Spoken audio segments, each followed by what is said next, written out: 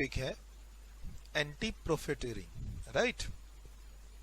पहले तो एक प्रैक्टिकल लेवल पे हम लोग इसको नॉलेज गेन कर लेते हैं कि क्या है। हालांकि अगर हम बात करें कि एंटी प्रॉफिटियरिंग की शुरुआत कहां से हुई, तो रजिस्ट्रेशन चैप्टर में सेक्शन 29 में हम लोगों ने डिस्कस किया था कि अगर there is a case of anti profiteering तो वो आपके रजिस्ट्रेशन कैंसिल होने का रीजन बन सकता है। अब सर ये केस है क्या, एंटी प्रॉफिटियरिंग का सिचुएशन में हम कब आएंगे? तो जीएसटी आने से बोला गया कि जीएसटी आने से काफी बेनिफिट्स हैं, जीएसटी के आने से काफी सारे बेनिफिट्स हैं। ओवरऑल टैक्स का रेट भी कम होगा, क्योंकि पहले के प्रोडक्ट पे एक्साइज ड्यूटी भी लगती थी, वैट भी लगता था। अब हमें एक्साइज ड्यूटी और वैट दो टैक्सेस नहीं देने, सिर्फ एक ही टैक्स देना है। और पहले काफी सारे टैक्सेस का आईटीसी नहीं मिलता था, आईटीसी मिलता था तो वो प्रॉपरली सेट ऑफ नहीं हो पाता था। लाइक वैट का सेट ऑफ सर्विस टैक्स से नहीं होता था, सर्विस टैक्स का सेट ऑफ वैट से नहीं होता था, CST paid inter state purchase पे क्रेडिट नहीं मिलता था। तो जीएसटी में जब ये सब प्रॉब्लम खत्म हुई, क्रेडिट ना मिलने की, सेट ऑफ ना होने की, तो ओवरऑल जो मैन्युफैक्चरर है, जो सेलर है, उसका ओवरऑल कॉस्ट तो कम होना चाहिए। तो अगर जीएसटी इंप्लीमेंट हुआ इकोनॉमी में 1 जुलाई 2017 से, 1 जुलाई 2017 से अगर हमारी इकोनॉमी में जीएसटी इंप्लीमेंट हुआ है तो ओवरऑल जो कॉस्ट ऑफ प्रोडक्शन है वो तो कम होना चाहिए एंड अकॉर्डिंगली सेल प्राइस कम होनी चाहिए। कोई प्रोडक्ट है, मान लो मैं एसी की बात, मैं इस कैलकुलेटर की बात करूं, चलो एसी तो नहीं दिखा सकता, ये कैलकुलेटर की बात करूं मैं। ये कैलकुलेटर जो पहले प्रोसेस में बनता था इंडिया में, मान लीजिए इस कैलकुलेटर में हमने कहीं पर एक्साइज ड्यूटी पे की है, तो हमने डिसाइड किया था शुरू की क्लास में, बेसिक क्लास में, कि एक्साइज ड्यूटी वैल्यू में ऐड होती है, उसके बाद वैट लगता है। फिर ये पहले मैन्युफैक्चरर इसको बना रहा है, उसके बाद ये होलसेलर को दे रहा है, होलसेलर ट्रेडर रिटेलर को दे रहा है, उसके बाद आप खरीदते हैं। तो वो अगर मान लो इसमें स्टेट चेंज हुआ है तो सीएसटी इसका कॉस्ट का पार्ट बन जाएगा। एक्साइज ड्यूटी का क्रेडिट, सैनवेट क्रेडिट नहीं मिलेगा वैट से सेट ऑफ होने के लिए। इस फ्लो चेन में काफी सारे डिमेरिट्स थे, एक्साइज का सेट ऑफ वैट से नहीं मिलेगा, सीएसटी का आईटीसी नहीं मिलेगा। तो कहीं ना कहीं ये कैलकुलेटर जीएसटी आने से पहले अगर आप 400 रुपए में खरीद रहे थे, तो अब जीएसटी आने के बाद इसका कॉस्ट तो कम होना चाहिए, 330, 350, 370। अच्छा, जीएसटी आने से जैसे ही मैन्युफैक्चरर को फायदा हुआ, उन्होंने क्या किया, जानबूझकर अपना कॉस्ट ऑफ प्रोडक्शन और कॉस्ट ऑफ सेल और सेल प्राइस बढ़ा दी, ताकि ओवरऑल एमआरपी वही रहे।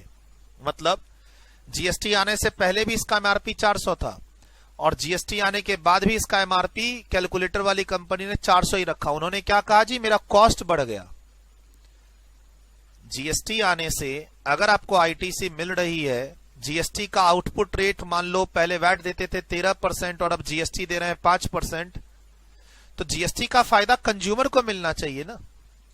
अगर कंज्यूमर को फायदा नहीं पहुंच रहा है, मैन्युफैक्चरर, बिजनेसमैन अपने सेल प्राइस को बढ़ा के, अपनी प्रोडक्शन कॉस्ट को जानबूझकर बढ़ा के उस प्रॉफिट को एब्जॉर्ब करना चाह रहा है, जो मार्जिन अब बढ़ गया बिकॉज ऑफ से जीएसटी रेट को कम करने से और या फिर आईटीसी मिलने से, तो गवर्नमेंट कहती है अगर मैन्युफैक्चरर, बिजनेसमैन अगर एमआरपी को कम नहीं करेगा, बिकॉज क्योंकि उसको आईटीसी अब मिलना शुरू हो गया है, बिकॉज ऑफ कि उसका आउटपुट रेट कम हो गया है, तो उसको एमआरपी कम करना होगा, और एमआरपी कम नहीं करना इज एंटी प्रॉफिटियरिंग, और इसके कारण फिर हम उसका रजिस्ट्रेशन कैंसिल कर देंगे।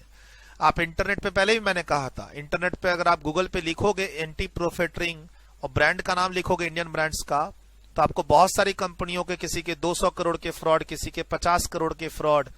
आप एंटी प्रॉफिटियरिंग और ब्रांड लिखना एफएमसीजी सेक्टर के, जैसे डाबर हो गया, ठीक है, कोई भी ब्रांड आप ले लो, मैं पर्टिकुलर किसी एक ब्रांड को टारगेट नहीं कर रहा, कोई भी एक ब्रांड ले लो आप, ठीक है, और आप देखोगे एंटी प्रॉफिटियरिंग का केस, फिलिप्स का ले लो आप, सोनी का ले लो आप इंटरनेट पे लिखो एंटी प्रॉफिटियरिंग इंडिया सोनी, और या फिर इन इंडस्ट्री ऐसे करके लिख दो anti profiteering case in India. आपको काफी सारे केसेस पढ़ने मिलेंगे कि गवर्नमेंट ने 200 करोड़, 500 करोड़, 100 करोड़ रुपए की वसूली की है इस प्रोविजन में। सर अगर हम आईटीसी अब लेने लग गए हैं अपनी परचेज पर, आईटीसी का बेनिफिट मिल रहा है, सेट ऑफ मिल रहा है, हमारा जीएसटी का rate as compare to old rate, जैसे ओल्ड रेट वैट का 13% है, अब जीएसटी का रेट 5% है, तो इसका इंपैक्ट एमआरपी रिड्यूस करके कंज्यूमर को देना पड़ेगा ना। नहीं दे रहे थे तो आपके ऊपर एंटी प्रॉफिटरिंग का केस लगेगा, और जितना तुमने एक्स्ट्रा कंज्यूमर से लिया है पैसा, वो पैसा क्या तो कंज्यूमर को लौटा नहीं पाओगे अब तो, क्योंकि कंज्यूमर तो माल खरीद के अपने घर जा चुका है एमआरपी पे, तो वो पैसा गवर्नमेंट के अकाउंट में जमा करना होगा, नहीं तो रजिस्ट्रेशन कैंसिल भी कर सकते हैं। ठीक, ये इसका एक बैकग्राउंड है, नॉलेज होनी चाहिए आपको। हालांकि सर एंटी प्रॉफिटरिंग को इंटर लेवल पे नॉलेज के लिए पढ़ना है और फाइनल लेवल पे डिटेल्ड पढ़ना है। मैंने अपने नोट्स में क्या किया है, एंटी प्रॉफिटरिंग को इंटर लेवल पे 2 ही पेज का रखा है, जस्ट फॉर नॉलेज, और फाइनल लेवल पे ये इंपॉर्टेंट है, 8 से 10 पेज का है, और इसमें अमेंडमेंट भी है फाइनल लेवल के लिए। तो फाइनल लेवल के लिए तो ये बहुत इंपॉर्टेंट टॉपिक है एंटी प्रॉफिटरिंग, और उतना ही कैजुअल लेना है इंटर लेवल पे बच्चों को, नॉलेज के लिए, सिर्फ नॉलेज के लिए। ऐसे समझिए एंटी प्रॉफिटरिंग क्या है, जिनको जितनी जरूरत होगी उतना ही पढ़ाऊंगा, ऐसे समझिए। Anti profiteering section 171, as per section 171 any reduction in rate, मतलब मेरा आउटपुट रेट, पहले मान लो सर्विस टैक्स लग रहा था सर्विस टैक्स लग रहा था जीएसटी आने से पहले 15%, ठीक, अब मेरी सर्विसेज पे लग रहा है 12%, 6 + 6 12, या फिर 2.5 + 2.5 5। जो सर्विस पर पहले सर्विस टैक्स लग रहा था 15% से, उस सर्विस पर आप अब आज के दिन 2.5 + 2.5 5% लग रहा है, तो ओवरऑल सर्विस का वैल्यू कॉस्ट तो कम होना चाहिए था ना। As per section 171 subsection 1 any reduction in rate of tax on any supply of goods और सर्विसेज और the benefit of ITC, purchase पर पहले आईटीसी नहीं मिलता था, परचेज कॉस्ट बढ़ाते थे, सेल प्राइस बढ़ता था, और अब आईटीसी मिल रहा है तो परचेज कॉस्ट ऑफ प्रोडक्शन घटना चाहिए, सेल प्राइस भी घटना चाहिए, अकॉर्डिंगली एमआरपी भी घटना चाहिए। तो कहता है shall be passed on to the recipient, अगर कोई रिडक्शन है, कोई बेनिफिट है, तो वो एक्चुअली कंज्यूमर को पास ऑन करो। कैसे पास ऑन करे सर? प्राइस को रिड्यूस करके। Sir how sir? एक एग्जांपल के थ्रू बताइए। देखिए आपके सामने एग्जांपल है, क्या सर्विस टैक्स यानी प्री जीएसटी में 100 रुपए की वैल्यू पर 9% का सर्विस टैक्स लगता था। 9 रुपए के सर्विस टैक्स से इनवॉइस वैल्यू 109 रुपए की होती थी, तो अब उसी 100 रुपए की सर्विस पर अगर 5 रुपए जीएसटी लगेगा तो इनवॉइस वैल्यू 105 होनी चाहिए। 4 रुपए का फायदा पहुंचना चाहिए कंज्यूमर को bye way of a reduction of price. तो अगर ये फायदा तुम नहीं पहुंचाओगे, सर कैसे नहीं पहुंचाएंगे? इसको 105 कर दोगे, इसको 107 रुपए कर दोगे। आप बोलोगे अब मेरी वैल्यू ना एक दिन में बढ़ गई। सर एक केस चला था, बहुत फेमस केस था जब जीएसटी 2017 में आया था डोमिनोज का। 2017 की बात नहीं है, ये 2019 की बात है। 2019 में गवर्नमेंट ने डोमिनोज पर या कोई भी रेस्टोरेंट पर 18% जीएसटी रेट से रिड्यूस कर दिया सीधा 5%। लेकिन एक आदमी ने क्या किया, फेसबुक पर मजाक मजाक में गवर्नमेंट के अगेंस्ट में ना लिख दिया कि भाई गवर्नमेंट हमें अरुण जेटली जी बेवकूफ बनाते हैं। इन्होंने कहा कि फूड पर 5% जीएसटी हो गया है, अब आपको फूड सस्ता मिलेगा। जैसे आज गवर्नमेंट ने अनाउंसमेंट किया कि कल से हम रेस्टोरेंट पर 5% जीएसटी करेंगे और अब आप फूड जो करने जाओगे, लंच करने जाओगे, आप खाना खाने जाओगे, अब आपको सस्ता मिलेगा। जेटली जी ने अनाउंसमेंट की। अब एक भाई ने क्या किया, फेसबुक पर बर्गर के अगेंस्ट में लिख दिया जीएसटी के, गवर्नमेंट के अगेंस्ट में, कंपनी के अगेंस्ट में नहीं लिखा, गवर्नमेंट हमें बेवकूफ बना रही है, और टैग मार दिया फाइनेंस मिनिस्टर को, पीएमओ को, मिनिस्ट्री को। सर 3 से 4 दिन के अंदर गवर्नमेंट का केस उस ब्रांड पे लगा और 50 से 100 करोड़ की वसूली भी हुई, और उन्होंने बर्गर का दाम कम भी किया। क्या किया उन्होंने? सर कस्टमर ने मजे मजे में क्या लिख दिया कि देखो आज मैंने बर्गर खाया 105 रुपए का और कल भी बर्गर खाया 105 रुपए का, दोनों का बिल डेट वेट के साथ स्कैन करके फेसबुक पे अपडेट कर दिया और बोला गवर्नमेंट हमें बेवकूफ बना रही है। 18% से अगर खाने पीने पर 5% रेट हुआ है तो बर्गर का रेट अगले दिन कम होना चाहिए ना, वो प्रूफ के साथ टैग मार दिया। कंपनी को उसने कुछ नहीं कहा, उसे लगा गवर्नमेंट बेवकूफ बना रही है, बस गवर्नमेंट को प्रूफ मिला, कंपनी की बत्ती लग गई। सर एंटी प्रॉफिटरिंग का केस चला कंपनी पे, बर्गर का दाम तो कम हुआ, कंपनी को पेनल्टी भरनी पड़ गई। करिएगा इंटरनेट पे सर्च और मुझे भी स्क्रीनशॉट भेजिएगा कि हाँ सर आपके कहने पर हमने पढ़ा।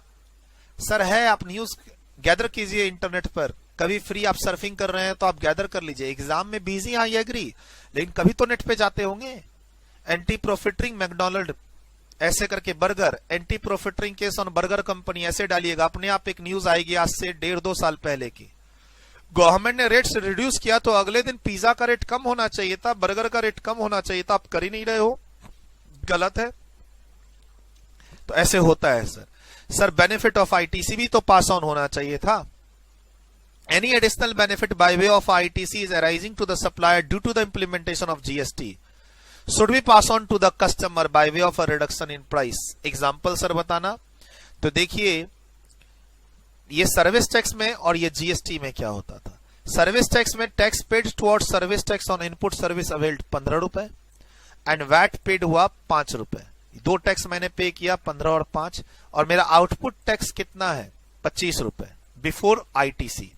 तो पहले क्या होता था, पहले मैं सर्विस प्रोवाइडर हूं तो पहले मैं सिर्फ 25 में से 15 सेट ऑफ कर पाता था, 25 में से मैं सिर्फ 15 सेट ऑफ कर पाता था, 10 रुपए टैक्स देता था। अब मैं 25 में से 15 भी सेट ऑफ करता हूं और 5 भी सेट ऑफ करता हूं, क्योंकि जीएसटी इंप्लीमेंट होने के बाद गुड्स पर लगा हुआ टैक्स, सर्विसेज पे लगा हुआ टैक्स और गुड्स पे लगा हुआ टैक्स दोनों का हमें क्रेडिट मिलता है।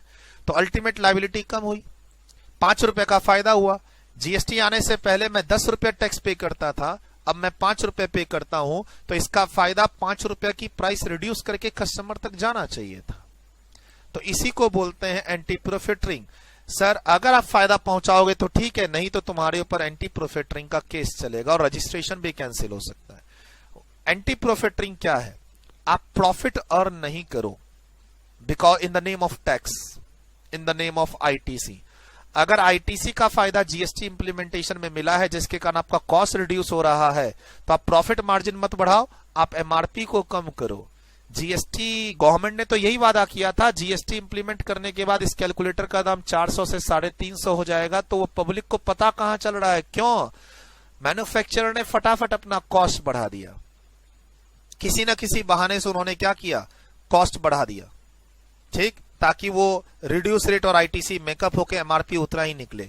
गवर्नमेंट ने अच्छा प्रोविजन बना रखा है, मस्त सा प्रोविजन, अच्छा है, सही है प्रोविजन। सर अब एक बॉडी भी बनेगी इस पर एक्शन लेने के लिए। तो duties and powers of anti profiteering authority. Anti profiteering authority shall exercise such powers and discharge such function as may be prescribe. थोड़ा सेक्शन ठीक कर लीजिए, यहां पर ये 171 होगा, ये 17 लिखा गया, 1 गायब हो गया। 171 सब सेक्शन 3। सर फाइनल वाले स्टूडेंट्स रट्टा मार के जाएंगे, इंटर वाले स्टूडेंट्स खाली रीडिंग रखेंगे, इसको याद नहीं करना है। सर मैं इंटर लेवल पे सिर्फ ये 2 पेज पढ़ाता हूं इंटर लेवल के स्टूडेंट्स को, just to give the knowledge of anti profiteering, कि किस तरीके से कस्टमर को फायदा पहुंचना चाहिए था अगर आईटीसी मिलना शुरू हो गया है या फिर जीएसटी का रेट रिड्यूस हो गया है। ठीक, अब जो ये थ्योरेटिकल एंटी प्रॉफिटरिंग अथॉरिटी के बारे में पढ़ना है, रूल्स पढ़ना है, इसके फर्दर सेक्शंस पढ़ने हैं, वो सब इंटर लेवल पे नहीं पढ़ना है, फाइनल लेवल पे स्ट्रेस रखना है आपको। फटाफट इस बच्चे इसको पढ़िए और फिर हम बात करेंगे किसकी, duties and powers anti profiteering authority. Important for final level students, please ध्यान रखिएगा 5 मार्क्स के लिए।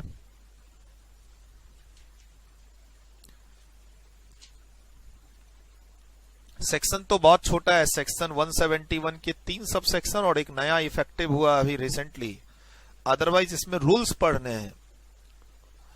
The anti-profiteering authority shall exercise such powers and discharge such functions as may be prescribed। यही अथॉरिटी तो एक्शन लेती है बिजनेसमैन पे, manufacturer पे, और यही अथॉरिटी तो रजिस्ट्रेशन कैंसिल तक कर सकती है, चेकिंग यही करती है। The authority can determine the methodology and procedure for determination as to whether the reduction in the rates on supply of goods or the benefit of ITC has been passed on to the by the registered person to the recipient। ये कौन है, manufacturer ऐसे कह लो, या seller, ये कौन है, customer. Sir authority decide करेगी फॉर्मूला कि किस तरीके से हम लोग चेक करें कि भाई जीएसटी का जो रेट कम हुआ, आईटीसी जो मिलना शुरू हुआ, उसका बेनिफिट कंज्यूमर तक, कस्टमर तक, रेसिपिएंट तक, बायर तक पहुंचा कि नहीं पहुंचा। मेथड्स एंड प्रोसीड्योर ये अथॉरिटी डिसाइड करेगी। स्पेशल अथॉरिटी को राइट्स दिए गए एंटी प्रॉफिटरिंग अथॉरिटी को। द ऑथोरिटीज की ड्यूटीज क्या क्या है? टू डिटरमाइन कि ये बेनिफिट्स पास ऑन हुआ है या नहीं हुआ है। सर, उन लोगों को आइडेंटिफाई करना जिन्होंने इस बेनिफिट को पास ऑन किया नहीं किया है। सर, एक तो डिटरमाइन करना कि बेनिफिट पास ऑन हुआ है या नहीं हुआ, उन लोगों को आइडेंटिफाई करना उसमें से जिन्होंने इस बेनिफिट को पास ऑन नहीं किया, ताकि उनके ऊपर एक्शन लिया जा सके। उनको हम अब ऑर्डर देंगे, भैया बेटा अपना प्राइस रिड्यूस करो, प्राइस रिड्यूस करो। जिन्होंने आईटीसी के कारण और रेट कम होने के कारण, पहले तो हम पता लगा रहे हैं, फाइनली हमारे पास लिस्ट आ चुकी है किन लोगों ने इसका बेनिफिट पास ऑन नहीं किया। हम उनको ऑर्डर पास करेंगे, नहीं बात मानेगा तो रजिस्ट्रेशन कैंसिल भी कर सकते हैं। ऑर्डर पास करके उनको बोलेंगे विद इमीडिएट इफेक्ट आप अपनी प्राइस को कम करें। जो एक्स्ट्रा पैसा टैक्स के नाम पर आपने रेसिपिएंट से लिया था उनको लौटाएं along with interest as the rate of 18%। Sir, अगर बायर ट्रेसेबल नहीं है, आप पैसा ले चुके हैं, फॉर एग्जांपल मैं किसी शॉप पे जाके ये कैलकुलेटर परचेज करके अपने घर आ चुका हूं, तो सिटीजन वालों का, कैसियो वालों का तो ये कैलकुलेटर बिक चुका है, वो एक्स्ट्रा मुझसे टैक्स ले चुके हैं, एक्स्ट्रा प्राइस ले चुके हैं, और अब कस्टमर ट्रेसेबल नहीं है। सर, आप मार्केट में गए, मैगी खरीद लिए, मेडिसिन खरीद लिए, तो अब कहां आपके घर तक पहुंचेगा? आप क्या एड्रेस बता के मैगी खरीदते हो? सर, एमआरपी वाला एमआरपी एक्स्ट्रा एमआरपी वाला माल मार्केट में निकल चुका है ना। चाहे आप साबुन खरीदो, सरफ खरीदो, कोलगेट पेस्ट खरीदो, कोल्ड ड्रिंक्स पियो, कोई भी चीज एमआरपी वाली, एमआरपी को कम करके निकलनी थी मार्केट पे, वो एमआरपी पे ही निकल चुकी मार्केट पे। आप तो एमआरपी पे खरीद लोगे और ये एमआरपी वसूल भी हो जाएगी धीरे धीरे करके। कस्टमर ने ज्यादा पैसा दिया तो ज्यादा ज्यादा करते हुए पैसा मैन्युफैक्चरर के पास आएगा ही आएगा। हम मैन्युफैक्चरर को डंडा देंगे, बेटा आप कस्टमर को ट्रेस करो और लौटाओ, नहीं तो फिर कंज्यूमर वेलफेयर फंड में पैसा जमा करो और इंटरेस्ट के साथ रिकवर करेंगे पैसा 18% के साथ। पेनल्टी अलग लगाएंगे, रजिस्ट्रेशन अलग कैंसिल करेंगे। तो मैं वही तो पढ़ रहा बोला आपको कि थोड़ा इंटरनेट पे पढ़ो ना, पेनल्टी जो पढ़ोगे ना 50 करोड़ 100 करोड़ के, तो दिल खुश होगा कि चलो हमारे को जो कंपनियां बड़ी बड़ी बेवकूफ बना रही हैं उन पर गवर्नमेंट ने पेनल्टी लगाई। आपको एक अच्छा फील होगा एज ए कंज्यूमर। सर, और ये रिपोर्ट भी फर्निश करेगी, परफॉर्मेंस रिपोर्ट की किस तरीके का एक्शन ले रही है। Sir, to furnish a performance report to the GST council by 10th of the month succeeding each quarter. इस जो बॉडी है, ये बॉडी जो डिफरेंट एक्शंस ले रही है, सर ये अपनी एक क्वार्टरली रिपोर्टिंग भी करेगी जीएसटी काउंसिल को सीधा। और देखते हैं इसमें क्या है। अच्छा, ये क्वेश्चन आ भी रखा है फाइनल लेवल पे, पहला ही अटेम्प्ट में आ रखा है। और सर मेरा अगर फर्स्ट एडिशन भी अगर आपके पास हो पीडीएफ, तो हम उस समय भी देते थे, फर्स्ट एडिशन में भी ये पढ़ा रखा है बच्चों को। सर मार्क्स बजाते, मतलब क्लास में इंपॉर्टेंट मार्क करा के पढ़ा रखा है फर्स्ट अटेम्प्ट के लिए भी। जीएसटी के पहले अटेम्प्ट में भी हमने काफी मेहनत की थी बच्चों के ऊपर और मार्क्स तो भर भर के आए थे। हमारा मार्क्स देखिएगा, हमारे रजिस्टर, हमारे जो बुक मिली है उसमें होगा फर्स्ट बैच का जीएसटी रिजल्ट, फर्स्ट बैच। और या फिर आप टीम से लेने की कोशिश कीजिएगा, सिर्फ स्कोर देख लीजिएगा फर्स्ट बैच का, तो स्कोर देखते ही आपको एग्जाम्शन पक्की हो जाएगी, कॉन्फिडेंस आ जाएगा। अगर अभी तक भी आपने हमारे क्लास नोट्स पढ़ाने के तरीके में अगर अभी तक आप नेगेटिव हो रखे हैं कि पता नहीं है जीएसटी का हमारा भला होगा कि नहीं सूरज सर के यहाँ पढ़ने से, तो एक बार हमारी बुक में जो शुरू में रिजल्ट्स दिए हुए, कोई भी रिजल्ट्स फेक नहीं है। उन सारे बच्चों को आप मेरे फेसबुक में भी ढूंढ सकते हैं। हमारे पास्ट जो ये हुए थे पार्टीज जिसमें फेसबुक में फोटोज सब हैं, वहां ढूंढ सकते हैं। बहुत सारे बच्चों ने हमें टैग करके अप्रिशिएट किया था, थैंक यू किया था, आप वहां न्यूज दे सकते हैं। सर वो सारे बच्चे वेरिफिएबल हैं, जितने भी बच्चों की लिस्ट है ना, कोई भी ऐसा बच्चा नहीं है जो हमसे उस लिस्ट में, रिजल्ट वाली लिस्ट में कोई भी ऐसा बच्चा नहीं है जिसने हमसे पीडीएफ लिया हो और हमने उसका रिजल्ट उसमें लिख दिया हो। बुक परचेज किया, पास हो गया और हमने उसका रिजल्ट लिखा, ऐसे किसी भी बच्चे का नाम उसमें नहीं है। कोई बच्चा हमें यूट्यूब पे फॉलो कर रहा है, पढ़ने से पास हो गया, वैसे किसी भी बच्चे का वहां पर नाम नहीं है, एक को छोड़ के। वो भी ऑफिस में आके रिक्वेस्ट कर रहा था कि नहीं सर आपको मेरा नाम लिखना पड़ेगा, एक बच्चे को छोड़ के हमने किसी का नाम तक मेंशन नहीं कर रखा है यूट्यूब, पीडीएफ, टेलीग्राम चैनल वालों को। जो हमारे यहाँ रजिस्टर्ड स्टूडेंट्स हैं, हमारे से पढ़ते हैं, उन्हीं का नाम रिजल्ट्स में आता है। और एक बार आप देखेंगे आईडीटी जीएसटी के रिजल्ट्स को, इंटर फाइनल बोथ लेवल पे, गदगद हो जाएगा आपका मन। इतने अच्छे अच्छे स्कोर सब है वहां पर बच्चों के। और GST is a new things. मैं 20 साल से पढ़ा रहा हूं, मैं 15 साल से पढ़ा रहा हूं, मैं 30 साल से पढ़ा रहा हूं, क्या फर्क पड़ता है? जीएसटी नया है भाई, इसमें बताओ ना आपका स्कोर कितना है। फाइनल लेवल पे हमारा ऑल इंडिया स्कोर 84 है, जो सेकंड हाईएस्ट था। काफी सारे टीचर्स तो अभी अपने आप को 79, 80, 81 पे ये हाईएस्ट बता बता के ऑल इंडिया रैंक ऐसे करके बताए जा रहे हैं। हमारा स्कोर 85 था, 84 रह चुका है, 81 रह चुका है। अच्छा 84 हो सकता है कोइंसिडेंस से हो, फिर 81, फिर 79, फिर 75, फिर 74, 73, 72, इतने सारे कोइंसिडेंस हो जाएंगे सूरज अग्रवाल टेक्स्ट क्लास में? ऐसे नहीं होता। चलिए यहां पर आप ब्रेक लीजिए, ठीक। देखते हैं अब आगे क्या पढ़ते हैं हम लोग।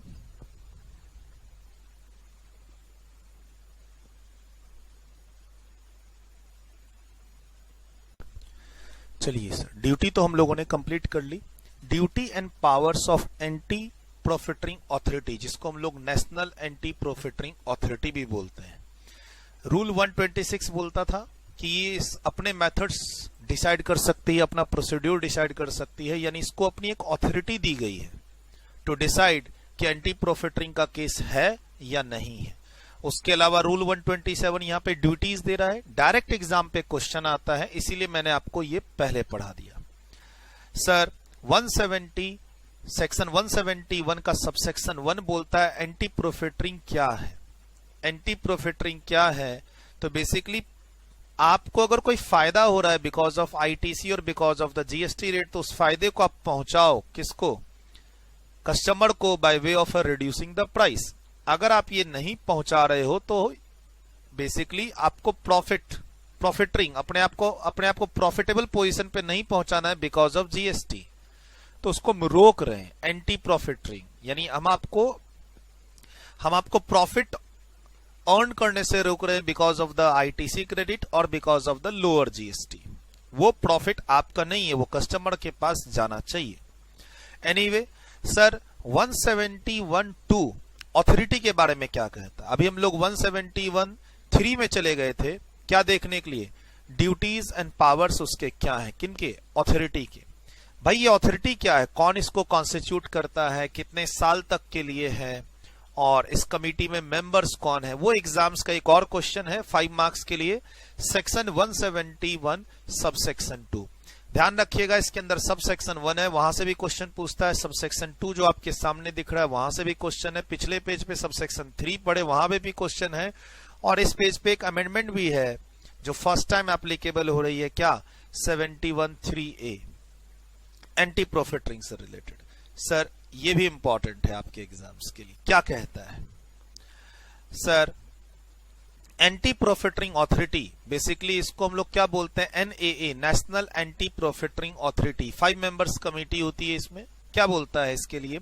The central government may on the recommendation of the council by notification constitute an authority or empower an existing authority. क्या तो हम कोई एग्जिस्टिंग अथॉरिटी जो है प्री जीएसटी एरा की, उसी को हम नॉमिनेट कर दें कि you are a national anti profiteering authority for GST purpose, और या फिर हम ऑल टुगेदर एक नई बॉडी कॉन्स्टिट्यूट करें। ठीक है सर, जैसा भी हो।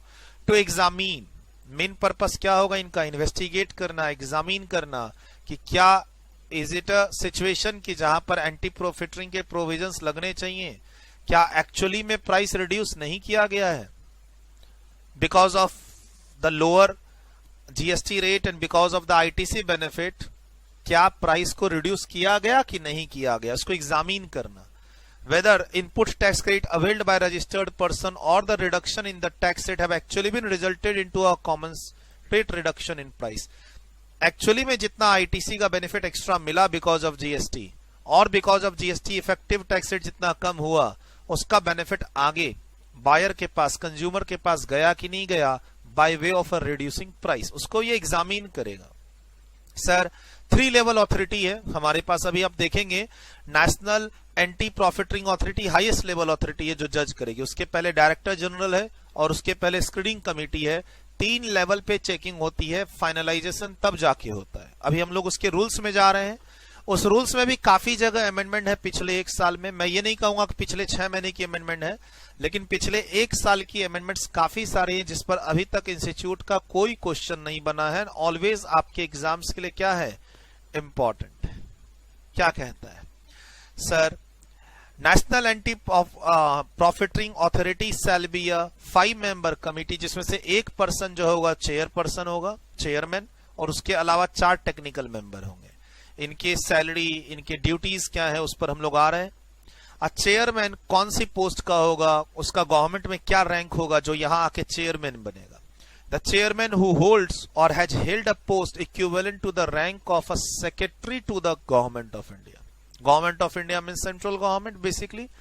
सर गवर्नमेंट ऑफ इंडिया के सेक्रेटरी लेवल के पोस्ट पर वो क्या तो है या रह चुका है, उसको हम यहां चेयरमैन बनाएंगे। मतलब उसका जॉब चल रहा था, वहां से उठा के इसको चेयरमैन में रख देंगे यहाँ पे, या वहां रिटायरमेंट ले चुका था, अब हम इस बॉडी में उसको चेयरमैन बनाएंगे। दोनों बात, हु होल्ड्स और हैज हेल्ड। 4 टेक्निकल मेंबर होंगे इसमें, ठीक। बाद में सर लिखा हुआ है कि अगर कोई केस की सुनवाई होगी तो उसमें कम से कम 3 पर्सन होने चाहिए कोरम में। आगे कोई केस लगेगा, किसी इंडस्ट्री के ऊपर हमें एंटी प्रॉफिटरिंग का केस डिसाइड करना है, तो उसके लिए कम से कम कोरम में 3 पर्सन होने चाहिए। यहां पर 5 की बात हो रही है। 4 टेक्निकल मेंबर्स हु आर और हैव बीन द कमिश्नर। ये जो 4 टेक्निकल मेंबर हैं, कमिश्नर लेवल के लोग होने चाहिए, चाहे वो स्टेट लेवल के हो या सेंट्रल लेवल के हो, और या फिर equivalent post under the existing law, यानी पुराने लॉ, एक्साइज सर्विस टैक्स के कमिश्नर लेवल के लोग हो, तो उनको हम क्या बना सकते हैं, यहाँ पे टेक्निकल मेंबर बना सकते हैं। ठीक है, चलो अब इसमें एक सेक्रेटरी भी अपॉइंट होगा। तो सेक्रेटरी कौन होगा, एडिशनल कमिश्नर और उसके ऊपर के लोग। कहां से इसे लिए जाएंगे, इन्हें कहां से लिए जाएंगे, director general of anti profiteering office से। सर मैंने अभी बोला था 3 हिरार्कीज हैं इस एंटी प्रॉफिटरिंग के चेकिंग में, एग्जामिनेशन में, उसमें ये ठीक किसके बाद है, ये national anti profiteering authority top पे है, और उसके बाद है directorate general of anti profiteering. यहां की ऑफिस से एक पर्सन जो एडिशनल कमिश्नर और उसके ऊपर के रैंक का होगा, उसको हम इस अथॉरिटी का क्या बनाएंगे, सेक्रेटरी बना देंगे। तो यहां पर 1-2 मार्क्स के लिए ध्यान रखना, सेक्रेटरी लेवल की बात। अलग अलग रूल्स में लिखे हुए हैं सर ये सब बातें। यहां तक तो आपका सेक्शन 171 सब सेक्शन 2 है, ये सारी बातें रूल्स में लिखी हुई हैं। फॉर एग्जाम्पल ये रूल नंबर 122 है, ये रूल नंबर 125 है, और सर बेसिकली यहां पर अमेंडमेंट भी है एक, क्या कहता है, authority shall cease to exist after the expiry of 2 की जगह अब नाउ 4 इयर्स हो गया। आगे मैं बताऊंगा इसको रूल के अंदर, वरना अदरवाइज यहां लिख भी लीजिए नाउ 4 इयर्स। सर ये जो अथॉरिटी है टेम्पररी है, क्योंकि जीएसटी आने के बाद ही तो इश्यूज होंगे एंटी प्रॉफिटरिंग के। सर जब इश्यूज सेटल्ड हो जाएंगे, जीएसटी पुराना हो जाएगा, तो धीरे धीरे यहां पर उतने इश्यूज नहीं आएंगे। तो स्टार्टिंग में इस कमेटी, इस अथॉरिटी को 2 साल के लिए बनाया गया था, बाद में डिले होते गए प्रोसीड्योर, तो इसकी लाइफ साइकिल को टोटल 4 साल कर दिया गया। किसको, नेशनल एंटी प्रॉफिटरिंग अथॉरिटी को। जब से चेयरमैन ने होस्ट संभाला, इस ऑफिस को संभाला, तब से 4 साल। Authority shall cease to exist after the expiry of 4 years. अब पढ़ना है आपको, आप करेक्शन कर लो, ऐसा कर लो, आगे लिखा हुआ है वैसे। From the date on which the chairman enters upon his office. Chairman जब अपॉइंट किया जाएगा इस बॉडी के लिए, ऊपर लिखा हुआ था 1 चेयरमैन और 4 टेक्निकल मेंबर, तो जब चेयरमैन कार्यभार संभालेंगे वहां से 4 साल तक इस अथॉरिटी की लाइफ रहेगी। उसके बाद ये क्या तो गवर्नमेंट बढ़ा देगी या डिसॉल्व हो जाएगा। और शुरुआती दौर में ही तो केस होगा जहां पर लोग आईटीसी का बेनिफिट पास ऑन नहीं कर रहे होंगे। हम प्राइस को कंपेयर कैसे करेंगे, पुराने लॉ से या नए लॉ में कोई चेंजेस हुएंगे तो उससे। तो नए लॉ में तो लोग, अब आदत कब तक लोगों को डराया जाएगा, ऐसी बात है। हालांकि मुझे नहीं लगता है कि ये इतनी जल्दी बंद होगा। अभी 4 साल सिक्योर्ड हो गया, 2017 में जीएसटी आया था, तो 2021 तक तो ये बॉडी काम कर ही रही है। मुझे लगता है कि इसको 2 साल, 3 साल, 4 साल ये आगे बढ़ाते रहेंगे, धीरे धीरे, रोकेंगे नहीं। मतलब ये एक बॉडी है जो काम करते रहेगी, क्योंकि सर जीएसटी के रेट्स तो चेंज होते हैं ना, 28% से 12, 12 से 5, तो वहां भी तो एंटी प्रॉफिटरिंग के केस हो सकते हैं। एक होता है पुराने लॉ से कंपेयर करके देखना, और एक होता है आगे नए लॉ में ही आपके रेट्स चेंज हो रहे हैं, तो उस केस में भी तो एंटी प्रॉफिटरिंग के केस बन सकते हैं। मान लो मैं किसी गुड्स को 28% से किस पर लेके आ जाऊं, 18% पे, 18% से लेके आ जाऊं 12% पे, तो वहां भी तो देखा जाएगा कि उसने प्राइस रिड्यूस किया कि नहीं किया, एमआरपी रिड्यूस की कि नहीं की। चलिए सर, हम लोग अभी तक में ना 2-3 क्वेश्चन की प्रिपरेशन कर चुके हैं। Write a short notes on anti profiteering. यहां सब सेक्शन 1 को कोट करना कि एंटी प्रॉफिटरिंग है क्या। कमिटी के बारे में, ऑथोरिटी के बारे में शॉर्ट नोट्स लिखो जो ऊपर हमने पढ़ा, एंड ड्यूटीज एंड पावर्स जो लास्ट पेज में हमने पढ़ा। ठीक, अब हम लोग रूल्स में जा रहे हैं, लेकिन एक छोटा सा सबसेक्शन जो अब इस एग्जाम्स और अगले एग्जाम्स, अगर आपका एग्जाम दिसंबर 2020 में है तो it is applicable for the first time, बाकी 21 वालों के लिए तो ये है ही। सर अभी पिछले पेज पे पढ़ाया था कि आप जो एक्स्ट्रा पैसा चार्ज किए कस्टमर से विथ इंटरेस्ट कस्टमर को लौटाइए या फंड में जमा कीजिए। इसमें लोग ना थोड़ा सा आनाकानी कर रहे थे, लेट कर रहे थे, जानबूझकर चीजों को जमा करना। हमने ऑर्डर पास कर दिया कि तुम्हें 50 करोड़ रुपया विथ इंटरेस्ट जमा करना है, अब तुम उसको टाइम पे जमा ही नहीं कर रहे हो। ठीक है, तो गवर्नमेंट ने आप पेनल्टी के प्रोविजन लगा दिए कि सुनो टैक्स प्लस इंटरेस्ट तो तुमको देना ही देना है, डिले करोगे तो तुमको 10% की एक्स्ट्रा पेनल्टी भी देनी पड़ेगी। यानी 20 करोड़ रुपया तो मांग रहे थे हम आपसे, इंटरेस्ट भी मांग रहे हैं, अब सुनो पेनल्टी और लगेगा आपको। तो पिछले पेज तक में तो क्या था, टैक्स प्लस इंटरेस्ट। अब एक नया सबसेक्शन आ गया इफेक्टिव फ्रॉम 1 जनवरी 2020 जो पेनल्टी भी प्रिस्क्राइब कर रहा है अप टू 10% अगर तुमने 30 दिन के अंदर मांगा हुआ रुपया क्या तो लौटाया नहीं या तो जमा नहीं किया फंड में। अच्छा पॉइंट है ये, अर्ली रिकवरी मतलब फास्टर रिकवरी को ये सपोर्ट कर रहा है। ध्यान रखिएगा ये फाइनेंस नंबर 2 एक्ट 2019 की अमेंडमेंट है जो इफेक्टिव 1/1/2020 से हुई है। ठीक, 171 subsection 3A। As per section 171 subsection 3A where the authority, कौन ऊपर जो डिस्कस कर रहे हैं, national anti profiteering authority, NAA आप शॉर्ट फॉर्म में इसको बोल सकते हो, NAA। Sir referred in subsection 2 after holding examination as required under the said subsection comes to the conclusion that the registered person has profiteered under subsection 1। उसने price reduce नहीं किया, then उसको penalty भी पे करना पड़ेगा to the extent of 10% of amount so profiteered। अब यानी वो अमाउंट प्लस इंटरेस्ट प्लस उस अमाउंट का 10% पेनल्टी भी देना पड़ सकता है। लेकिन पेनल्टी हम नहीं लगाएंगे अगर अथॉरिटी ने जब ऑर्डर पास किया था उसके 30 दिन के अंदर तुम वो एक्स्ट्रा रुपए जमा कर दो। चलिए अच्छी बात है। सर प्रॉफिटेड अमाउंट का मतलब क्या है, वो अमाउंट, वो बेनिफिट जो तुम पास ऑन नहीं किए by way of a reduction of MRP to the consumer, वो अमाउंट जो तुमको जीएसटी के रेट कम होने से फायदा मिला, वो अमाउंट जो ITC अब तुम एक्स्ट्रा लेने लग गए जीएसटी के अंदर, पहले नहीं ले पा रहे थे। सर ITC मिलने लगा मतलब तुम्हारा कॉस्ट रिड्यूस होगा, कॉस्ट रिड्यूस होगा तो सेल प्राइस भी रिड्यूस होना चाहिए। और ऑफ कोर्स अगर जीएसटी रेट मेरा आउटपुट रेट कम हो रहा है तो उसका इंपैक्ट तो सेल प्राइस पे आएगा ही, जो हम कॉस्ट बोलते हैं फॉर द बायर कंज्यूमर। चलिए सर अब हम लोग रूल्स की बात करेंगे। एंटी प्रॉफिटरिंग के रूल्स का रेंज 122 से 137 तक है। ध्यान रखिएगा रेंज 122 से 137 तक है। डेडिकेटेड चैप्टर 15 है इसका, CGST रूल्स। क्या हमें अपने एग्जाम्स के लिए रूल्स भी पढ़ने हैं सर?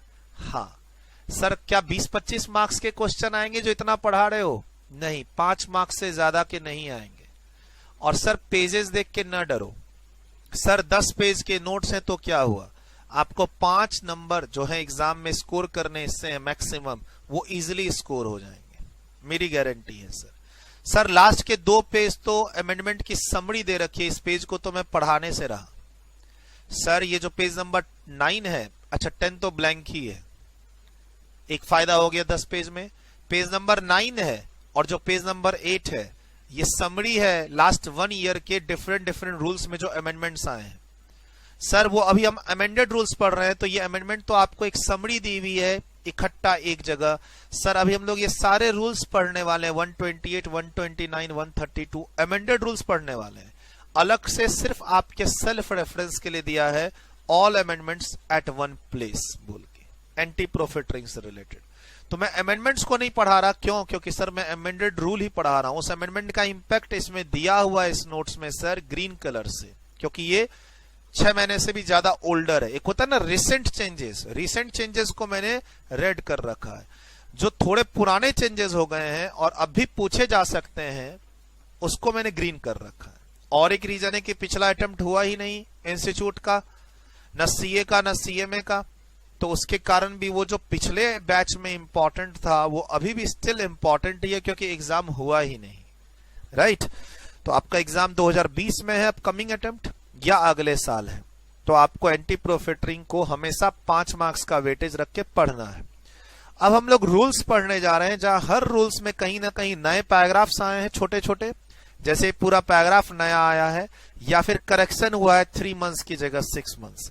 सबके लॉजिक में आपको कहीं पे देखिए पावर एक्स्ट्रा मिला है, ऑथोरिटी, तो सर मैं आपको हाईलाइट करूंगा, मैं उस जगह पे स्ट्रेस दूंगा जहां पर चीजें अमेंड हुई हैं या नई लाइनें आई हैं, मैं आपको बताऊंगा। बट फिलहाल आपको ये हिरार्की समझनी पड़ेगी कि क्या है ये हिरार्की। सर अभी तक हमारे पास एक ही नाम था, नेशनल एंटी प्रॉफिटरिंग अथॉरिटी, और उसमें आपके पास एक सेक्रेटरी भी था जो कहां से आ रहा था, director general of anti profiteering से। उसके अलावा अब 2 कमिटी यहां पर आ गई है, standing committee on anti profiteering और स्टेट लेवल स्क्रीनिंग कमिटी। तो इसका एक कनेक्शन है। अच्छा, आपको और हमें कंप्लेन फाइल करनी है किसी के अगेंस्ट में से, मैगडी वाले के अगेंस्ट में जिसकी बात चल रही थी हमारी। सर मुझे और आपको एक कंप्लेन फाइल करनी है किसी एक ऐसे मैन्युफैक्चरर, रिटेलर, ट्रेडर, अच्छा हम आप कोई भी हो सकते हैं, इनफैक्ट एक रिटेलर हो सकता है जो मैन्युफैक्चरर के खिलाफ कंप्लेन फाइल कर देगा, कोई एनजीओ हो सकती है, कोई कॉमर्शियल प्रोफेशनल बॉडी हो सकती है, एसोचैम टाइप की। बहुत सारी कॉमर्शियल बॉडीज भी हैं, एसोसिएशन, एनजीओ, प्रोफेशनल एसोसिएशंस हैं, बिजनेस एसोसिएशंस हैं, ट्रेड एसोसिएशंस हैं बहुत सारे, जो मैन्युफैक्चरर के खिलाफ जा सकते हैं कि भाई जब जीएसटी का रेट कम हो रहा है, तुम्हें आईटीसी मिल रहा है, तो तुम रेस्पेक्टिवली अपने प्रोडक्ट की प्राइसिंग कम क्यों नहीं कर रहे, ताकि हमारे इंडस्ट्री की ओवरऑल डिमांड बनी रहे या बढ़े। ऐसे ही बाहर इंडस्ट्री रिसेशन में चल रही है। सर कंप्लेन की एप्लीकेशन कोई भी लगा सकता है। अब पॉइंट है कि सर इतने सारे लेवल है इसमें, तो वो एप्लीकेशन किसके पास जाएगा और किसके पास नहीं जाएगा, हम बात करेंगे उसकी। लेकिन एक पेज मुझे ये रीड करने दो, इसमें कमिटी की कॉन्स्टिट्यूशन और अभी जो 5 मेंबर्स आपका ऑथोरिटी बना था उनकी सैलरी वगैरह के बारे में बात हो रही है। सर सैलरी वगैरह के बारे में एग्जाम में पूछना नहीं चाहिए, बट ना सीएमए इंस्टीट्यूट का थोड़ा दिमाग ना कभी कभी खराब होता है। सीएमए इंस्टीट्यूट ने, खासकर मैं सीए से कंपेयर यहां नहीं कर रहा, सीएमए इंस्टीट्यूट ने जैसे advance authority of advance ruling के क्वेश्चन में उसकी बॉडीज की सैलरी, अलाउंसेस और अपॉइंटमेंट के बारे में पूछ लिया था। नहीं पूछना चाहिए, लेकिन जो इनकी रिसेंट हिस्ट्री हम देखेंगे, रिसेंट हम इनके ट्रैक देखेंगे पूछने के, तो ये लोग ना कमिटी फॉर्मेशन वाले क्वेश्चन पूछ देती हैं। कमिटी मेंबर को कौन अपॉइंट करेगा, कितने साल तक वो ऑफिस को होल्ड करेंगे, उनका रिटायरमेंट क्या होगा, एज क्या होगा, सैलरी क्या होगी। स्टडी मैट में दिया हुआ है ये रूल, ये रूल है सर, ये रूल नंबर है 124, बगल में लिखना चाहें लिख लें, रूल नंबर 124 है, ये रूल नंबर 123 है। It is a part of rule 123, it is a part of rule 124, और आपके स्टडी मैट में मेंशन है। सीएमए स्टूडेंट्स फाइनल लेवल, मैं इंटर लेवल की बात नहीं कर रहा ना, मैं सीए फाइनल के स्टूडेंट से यहां पे बात कर रहा हूं। एंटी प्रॉफिटियरिंग का कॉन्सेप्ट जो है, detailed concept including rules, CMA final में भी है और सीए फाइनल में भी है। ऑल्दो सीए के स्टूडेंट जो हैं वो इस पेज के लिए उतने सीरियस नहीं है, उनका काम चालू होता है अगले पेज से। सीए के स्टूडेंट्स का जो काम चालू होता है इस पेज से चालू होता है, यहां से लेकर आखिरी तक वो पढ़ते हैं, एक समरी बनाते हैं, काम हो जाता है। लेकिन अगर आप सीएमए स्टूडेंट हैं, और एक्चुअली मैं आप सीएमए स्टूडेंट से मैं उन्हीं को तो पढ़ाता हूं फाइनल लेवल पे, मैं सीए फाइनल लेवल के लिए तो मेरे एक तरह से क्लासेस अवेलेबल है, वो देखना चाहे तो देख लें अगर उन्हें पसंद आ रही है, ठीक है। अगर वो मुझे फॉलो कर रहे हैं, मेरे लेक्चर्स उन्हें पसंद आ रहे हैं तो देख ले सीए फाइनल के स्टूडेंट्स। अभी फिलहाल इनडायरेक्ट टेक्स्ट में तो मैं कभी क्लास लगा ही नहीं रहा सीए फाइनल की, सीए फाइनल में आने वाला हूं डायरेक्ट टेक्स्ट में, बाकी सीएमए के डायरेक्ट टेक्स्ट में तो हूं ही फाइनल में, और आईडीटी पढ़ा ही रहा हूं। सर थोड़ा सा ध्यान रखना, अगर आपके सीए फ्रेंड्स इस एरिया के लिए अगर सीरियस नहीं है तो छोड़ दीजिए उनको। आप सीएमए कर रहे हो, आपको इस पेज के लिए भी सीरियस रहना है। इस पेज को मुझे पढ़ा लेने दो, उसके बाद एक चार्ट बनाऊंगा जिसमें मैं ये कमिटीज को कनेक्ट कर दूंगा, standing committee, state level screening committee, उसके बाद director general of anti profiteering, और उसके बाद एक मेन बॉडी है नेशनल एंटी प्रॉफिटरिंग अथॉरिटी। फिर मैं आगे के जो 2 पेज पढ़ाऊंगा वो कनेक्ट होता चला जाएगा, ठीक है। सर अमेंडमेंट्स है इसमें काफी सारे। मेन सेक्शन 171 में एक देखा आपने नया सब सेक्शन 3 आया जो पेनल्टी को प्रिस्क्राइब कर रहा है, लेकिन आपको बचाने का मौका भी दे रहा है 30 दिन के अंदर अगर आप पैसे जमा कर देते हो तो। वहां भी अमेंडमेंट है और रूल्स के अंदर भी अमेंडमेंट्स है। तो 5 मार्क्स तो आप लेके ही चलना है इस चैप्टर के लिए। इस चैप्टर को 5 मार्क्स के लिए लेके चलना। सर 10वां पेज है नहीं, 8वां 9वां all amendments at one place है, बचे 7 पेज। इफेक्टिवली अगर शॉर्ट नोट्स बनाए तो 2 या 3 पेज के अंदर सब कुछ आ जाएगा। ठीक, बात कर लेते हैं अब क्या कहता है एंटी प्रॉफिटरिंग रूल्स। यहां पर लिखिए रूल 123, कमिटी के बारे में बात हो रही है। क्या कहता है? Constitution of the standing committee और and screening committee. A council, sir अभी पिछले पेज पे काउंसिल की रिकमेंडेशन पे ही ये बॉडी बनी थी, सेंट्रल गवर्नमेंट ने कॉन्स्टिट्यूट की थी ये बॉडी काउंसिल की रिकमेंडेशन पे, राइट।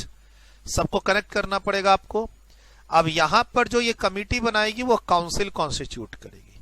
काउंसिल में constitute a standing committee on anti profiteering. ये नेशनल इश्यूज को देखेगी, आगे बताऊंगा। Which shall consist of such officers of central state government and central government as may be nominated by the council.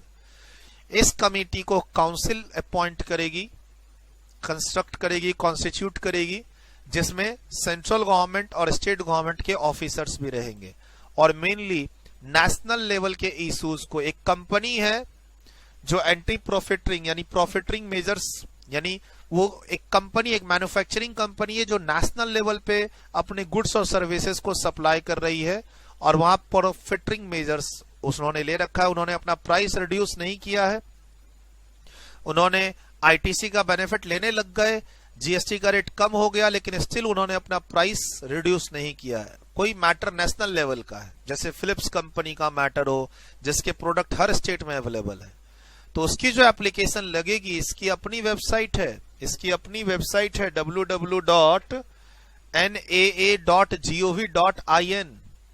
अगर आपको देखना ही है थोड़ा सा और डिटेल्ड में तो आप इनकी वेबसाइट पे जा सकते हैं। फिर से मैं रिपीट कर रहा हूं, www.naa.gov.in। वहां पर जाइए, वहां पे आपको डेली बेसिस के ऑर्डर भी पास मिलेंगे कि कौन कौन से किस किस केस में क्या क्या ऑर्डर पास हुए और इश्यूज क्या थे। लर्निंग, अगर आप ऑफिस में जीएसटी में काम कर रहे हो, फ्यूचर में जीएसटी आपको स्कोप बनाना है, जीएसटी में ही जाना है, तो आप उस वेबसाइट का नाम नोट करके रखें। ई वे बिल का वेबसाइट अलग है, ई इनवॉइसिंग का वेबसाइट अलग है, जीएसटी का मेन पोर्टल अलग है। एक और पोर्टल आ गया किसका? एंटी प्रॉफिटरिंग का। जीएसटी काउंसिल का भी पोर्टल अलग है जिसमें हमें काउंसिल की मीटिंग के बारे में पता चलता रहता है, मीटिंग में क्या डिसाइड हुआ। शुरू में बता रखा है आपको, 3-4 क्लास में जो शुरू की इंट्रोडक्शन की क्लास हुई थी वहां, तो ये भी ध्यान में रखना। सर ये नेशनल लेवल की कमेटी फॉर्म्ड है और एक्चुअली में इसका ऑफिस दिल्ली में है, ठीक है। दिल्ली में कनॉट प्लेस और गोल मार्केट के आसपास ही सारे ये 3 बॉडीज का मैं नाम लूंगा। सर ये कमेटी तो स्टेट लेवल की कमेटी, हर स्टेट में मिलेगी, बट ये जो स्टैंडिंग कमेटी है इसकी मेन ऑफिस दिल्ली में ही है। हालांकि आपका काम, पहला जो लेवल का काम होता है कंप्लेन फाइल करना, वो ऑनलाइन होता है। पहला जो कंप्लेन फाइल होगा एंटी प्रॉफिटरिंग के लिए किसी इंडस्ट्री, किसी दुकानदार के खिलाफ, जैसे मुझे ही कंप्लेन फाइल करनी है, मेरे पास जीएसटी, वही जो मैंने एग्जांपल लिया था कि जीएसटी रेट रेस्टोरेंट पे कम हो गया, लेकिन मेरे पास पहले का और अभी का दोनों का बिल है और दोनों पर एमआरपी फिर सेम लिखी हुई है, फाइनल कॉस्ट कस्टमर को सेम आया है, तो ये मेरा एक एविडेंस है जिसके बेसिस पर मैं कंप्लेन फाइल कर सकता हूं। कंप्लेन ऑनलाइन फाइल होती है, उसके बाद थोड़ा सा डिपार्टमेंट विजिट का भी मौका मिलेगा और चिट्ठी भेजने का मौका भी मिलेगा, यानी नोटिस का रिप्लाई एटसेट्रा। तो आपको ये दिल्ली के एड्रेस काम आ सकते हैं प्रैक्टिकल लाइफ में। बट हाँ, इंटरेस्टिंग है अगर आप इसको फॉलो अप रखते हो। अब अगर न्यूज़पेपर में कोई न्यूज आए एंटी प्रॉफिटरिंग की तो आप जरूर उसको पढ़ना और उसको मेरे साथ व्हाट्सएप पे शेयर भी जरूर करना, ठीक। द काउंसिल में कॉन्स्टिट्यूट ए स्टैंडिंग कमिटी और anti profiteering which shall consist of such officers of the state government and central government as may be nominated by it. Further, a state level screening committee shall also be constituted in each state by the state government. ये council constitute करेगी और ये by the state government. Which shall consist of, लेकिन इसमें भी एक officer state का होगा जो कमिश्नर नॉमिनेट करेगा, और एक ऑफिसर सेंट्रल का होगा जो चीफ कमिश्नर नॉमिनेट करेगा। लेकिन ये स्टेट लेवल पे कमेटी बनेगी। हाउएवर स्टेट लेवल पे कमेटी बनने के बाद, चूंकि हर स्टेट में दो तरह के टैक्स कलेक्ट होते हैं हर ट्रांजैक्शन पे, सीजीएसटी प्लस एसजीएसटी, तो कमेटी में एक मेंबर सेंट्रल का और एक मेंबर ऑफिसर्स कहां से होंगे, कमेटी जो बनेगी सेंट्रल गवर्नमेंट के भी होंगे और स्टेट गवर्नमेंट के भी होंगे। तो ये दो कमेटी बन गई। अब ऐसे समझो कि नेशनल लेवल के जो इश्यूज होंगे वो डायरेक्ट इसके पास जाएंगे, और जो स्टेट लेवल की कंप्लेन होगी वो पहले स्टेट लेवल स्क्रीनिंग कमेटी के पास जाएगी, उसकी रिकमेंडेशन पे स्टैंडिंग कमेटी के पास जाएगी, उसके बाद डायरेक्टर जनरल के पास जाएगी, और उसके बाद नेशनल एंटी प्रॉफिटरिंग अथॉरिटी के पास जाएगी। हिरार्की है, लेवल है, बात करेंगे।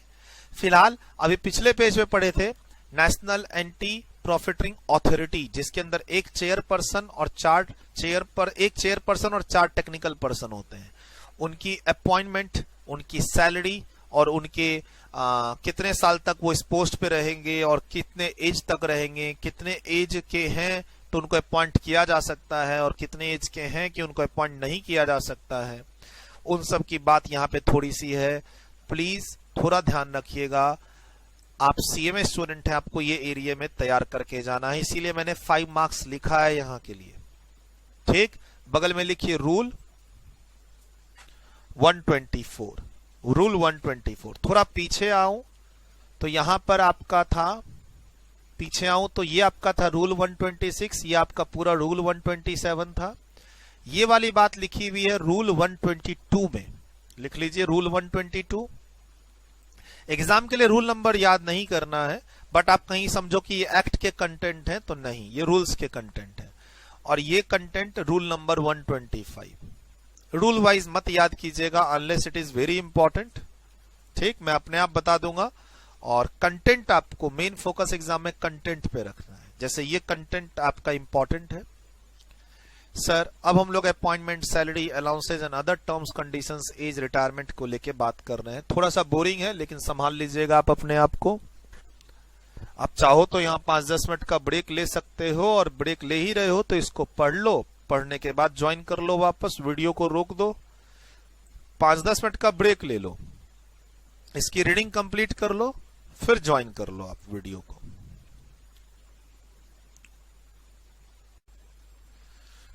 चलिए इसको पढ़ लेते हैं, क्या कहता है। Appointment, salary, allowances and other terms and conditions of service of a chairman and members. Members में वर्ड क्या है, टेक्निकल मेंबर्स और चेयरमैन, राइट। और हमने बात की थी कि टेक्निकल मेंबर कौन बन सकता है और चेयरमैन कौन बन सकता है। ये एग्जिस्टिंग वर्किंग पर्सन भी हो सकते हैं या रिटायर्ड भी हो सकते हैं। रिटायर्ड के केस में इनको गवर्नमेंट से पेंशन मिल रही होगी, उसका थोड़ा सा यूज है। यहां पर मैं वापस आऊं तो यहां पर लिखा हुआ है हु आर और हैव बिन, तो मतलब क्या तो प्रेजेंटली वो लोग कमिश्नर के पोस्ट पे हैं और वहां से हमने इनको यहां शिफ्ट किया है, और या कमिश्नर रह चुके हैं। यहां भी देखिए क्या लिखा हुआ है, हु होल्ड्स और हैज हेल्ड। तो वहां ऑब्वियसली अगर आप पहले रह चुके हैं सेक्रेटरी और अब रिटायर्ड हो चुके हैं तो आपको एक पेंशन मिल रही होगी, तो अब पेंशन मिल रही है तो यहां सैलरी कम हो जाएगी, ऐसा कुछ कॉन्सेप्ट है। बात करते हैं, इजी है, ध्यान रखना है। ऑल्दो आप कहेंगे कि it is not important topic, आपको मैंने पहले ही बेस बना दिया है, ग्राउंड बना दिया है कि आपको इसको पढ़ के याद करके एग्जाम के लिए तैयार रहना है। The chairman and member of the authority. Authority मतलब कौन, जहां अब जब भी डिस्कशन में ऑथोरिटी वर्ड आएगा, नेशनल एंटी प्रॉफिटरिंग अथॉरिटी, जिसमें 5 टोटल लोग हैं, इसमें से एक चेयरपर्सन और 4 टेक्निकल मेंबर है। Delhi office, head office. Authority means what, national anti profiteering authority, 5 members committee. Sir, chairman and member of the authority shall be appointed by the central government on the recommendation of the selection committee to be constituted for the purpose by the council।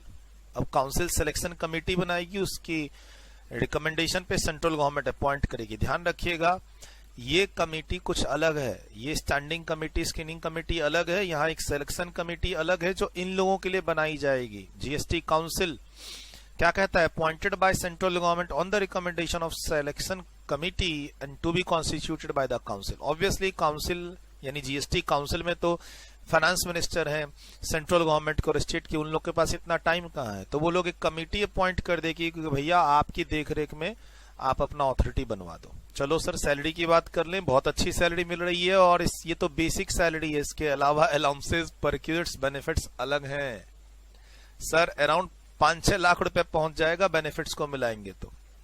Sir the chairman will be paid a monthly salary of ₹2,25,000 fixed and other allowances and benefits as are admissible to a central government officer holding post carrying on the same pay।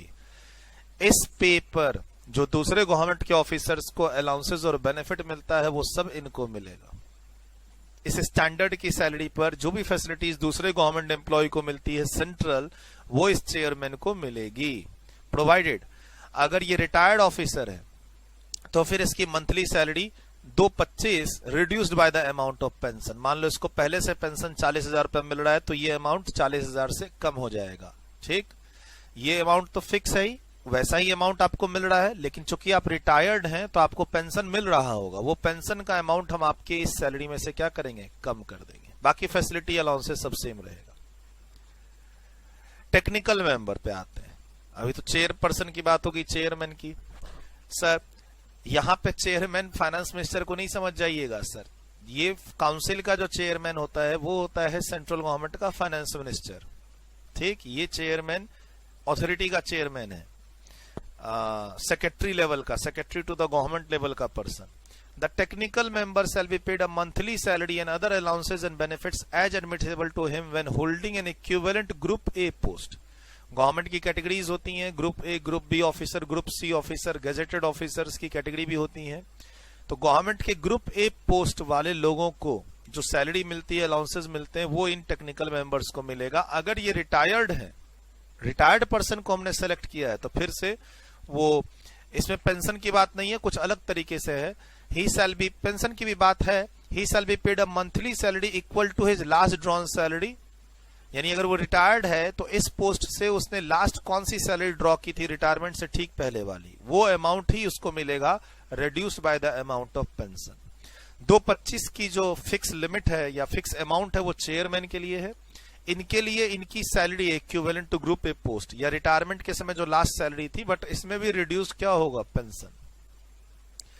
Sir चलिए थोड़ा ध्यान रखिएगा, chairman जो appoint होगा वो 2 साल तक office को संभालेगा या फिर 65 साल की एज तक, विच एवर इज अर्लियर। मान लो 1-1.25 साल में वो 65 का होने वाला है तो उसको ऑफिस छोड़ना पड़ेगा, लेकिन हाँ रीअपॉइंटमेंट भी हो सकती है। यानी अगर आप चेयरमैन बोल के अपॉइंट होते हैं तो मैक्सिमम 2 साल से ज्यादा ऑफिस को नहीं संभाल पाएंगे आप, उसके बाद आपकी गवर्नमेंट अगर रीअपॉइंटमेंट करेगी तो आगे कंटिन्यू करेंगे आप। The chairman shall hold office for a term of 2 years from the date on which he enters upon his office and or until he attains the age of 65 years, whichever is earlier, shall be eligible for reappointment. However, एक person को chairman के रूप में select नहीं किया जाएगा अगर उसने ऑलरेडी 62 इयर्स की एज अटेंड कर ली है। आपका 63 इयर्स का एज है, आप बोलते हैं सर यहाँ तो 65 लिखा हुआ है, हम आपको सेलेक्ट ही नहीं करेंगे। सर सिलेक्शन करने के बाद आपकी कंटिन्यूटी में अगर आप 65 पे पहुंच रहे हैं तो आपको जॉब पोस्ट छोड़नी पड़ेगी, लेकिन अगर आपने ऑलरेडी 62 इयर्स अचीव कर लिया है तो हम आपको सेलेक्ट ही नहीं करेंगे। ठीक है, और मान लीजिए आपकी एज 58 इयर्स है, 7 साल बाकी है 65 साल होने में, तो 7 साल तक रखेंगे नहीं आपको। 2 साल में आपका रीअपॉइंटमेंट हुआ तो कंटिन्यू करना, नहीं तो कोई बात नहीं। Provided further the central government with the approval of a chairperson of the council, ध्यान रखिएगा चेयरपर्सन ऑफ द काउंसिल की बोल रहा हूं बात, यहां चेयरमैन है जो इस अथॉरिटी का चेयरमैन है, यहां है chairperson of the council. Sir central government approval लेके चेयरपर्सन ऑफ द काउंसिल यानी सेंट्रल गवर्नमेंट का फाइनेंस मिनिस्टर से अप्रूवल लेके कभी भी इसके अपॉइंटमेंट को टर्मिनेट कर सकती है। आया तो 2 साल तक रहेगा, बाकी मैं तुमको भगा कभी भी सकता हूं, हटा कभी भी सकता हूं, रिमूव कभी भी कर सकता हूं। सर टेक्निकल पर्सन के लिए भी ऑलमोस्ट सेम लाइनें हैं, सेम, ऑलमोस्ट सेम लिख लीजिए, सेम एज पॉइंट नंबर 4, खाली वहां चेयरमैन की बात हो रही है, यहां टेक्निकल मेंबर की बात हो रही है। हटाने का राइट चेयरपर्सन के अप्रूवल से सेंट्रल गवर्नमेंट को इसको भी है। 62 ईयर्स वाली बात इसमें भी लिखी हुई है, 2 साल और 65 साल वाली बात इसमें भी लिखी हुई है, रीअपॉइंटमेंट की बात इसमें भी लिखी हुई है। लिख लीजिए same as point number 4, same as point number 4। Sir अब बात आती है किसकी, कि ये जो मैंने बोला कि ये जो केस हमारा जाता है किस चीज का, एंटी प्रॉफिटरिंग का, कि कोई पर्सन चीट कर रहा है इंडस्ट्री, किसी इंडस्ट्री ने प्राइस को कम किया कि नहीं किया, ये 3 लेवल से क्रॉस होता है। वो 3 लेवल कौन से हैं? एक स्क्रीनिंग कमेटी, स्टैंडिंग कमेटी है यहाँ पे वो, फिर उसके बाद मैटर जाता है डायरेक्टर जनरल के पास। देखिए पहले तो कमेटी की बात करते हैं, स्टैंडिंग कमेटी और स्क्रीनिंग कमेटी की। Saying them they are at first level. उसके बाद मैटर जाता है एग्जामिनेशन के लिए, इन्वेस्टिगेशन के लिए, एग्जामिन इन्वेस्टिगेशन जो भी कहो, किसके पास? Directorate general of anti profiteering के पास। एंड फाइनल कॉल फिर कौन लेता है? अगले पेज पर अथॉरिटी ऑर्डर पास करके। अथॉरिटी के पास केस जाने से पहले उस केस की एग्जामिनेशन इन्वेस्टिगेशन अथॉरिटी भी करेगी, अथॉरिटी भी नोटिस दे के बुलाएगी लोगों को, लेकिन उसके पहले वो सारा काम कौन करेगी? Director general of anti profiteering. और उसके पहले स्टैंडिंग कमेटी तय करेगी कि जो मैटर स्टैंडिंग कमेटी के पास था और स्टेट स्क्रीनिंग कमेटी के पास था वो मैटर आगे जाने लायक है या नहीं है। 3 लेवल पे इसकी बात हो रही है। रूल 128 जो कमेटी फॉर्म हुई थी, rule 129 director general of anti profiteering, और रूल 133 ऑर्डर। कुछ चीजें इसमें रिपीट भी होंगी और मजा आएगा, कहीं कोई दिक्कत नहीं होगी। सर ये 2-3 पेज की थ्योरी लग रही है, मुझे तो बहुत हार्ड लग रहा है इसको करना। सर हार्ड नहीं है, सिर्फ 2 पेज का कॉन्सेप्ट है जिसको अभी मैं चार्ट के थ्रू बता दूंगा, हार्ड नहीं है। हाँ इसमें टाइमिंग की बात हो रखी है, 6 महीने, 3 महीने, 2 महीने, 1 महीने, कब मैटर कितने महीने के अंदर किसके पास जाएगा, उसको एग्जाम के लिए जरूर प्रिपेयर करना है। सारी बातें मैं यहाँ पे लिख देता हूं, उसके बाद मैं आपको पढ़ाता जाऊंगा और मंथ उसमें फिट करता जाऊंगा। सर एप्लीकेंट है ये बेसिकली। एप्लीकेंट कोई भी हो सकता है, कंज्यूमर, एनजीओ, कोई ट्रेडर, होलसेलर ने मैन्युफैक्चरर के खिलाफ कंप्लेन कर दी, ठीक है, कोई इंडस्ट्री रिप्रेजेंटेटिव हो सकता है, गवर्नमेंट के कमिश्नर्स यानी डिपार्टमेंट के लोग भी हो सकते हैं, सुओ मोटो, डेटा उनके हाथ लगा, पेपर में कुछ बात सामने में आई, कहते हैं ना कोर्ट ने खुद संज्ञान लिया, तो ऑफिसर्स भी एप्लीकेंट बन सकते हैं। और मैंने बोला था इनकी खुद की वेबसाइट है www.naa.gov.in। ज्यादा नॉलेज लेनी हो तो यहां आ जाना, बात बताता ही हूं। वेबसाइट का एक रेफरेंस तो मैं शुरू से देता आया हूं जहां पर जब भी मौका मिला है। सर ये applicant approach state level committee को भी कर सकता है और अप्रोच जो मेन कमिटी है सिलेक्शन कमिटी उसको भी कर सकता है। स्टैंडिंग कमिटी, सिलेक्शन कमिटी तो अथॉरिटी के लिए थी, ये स्टैंडिंग कमिटी है।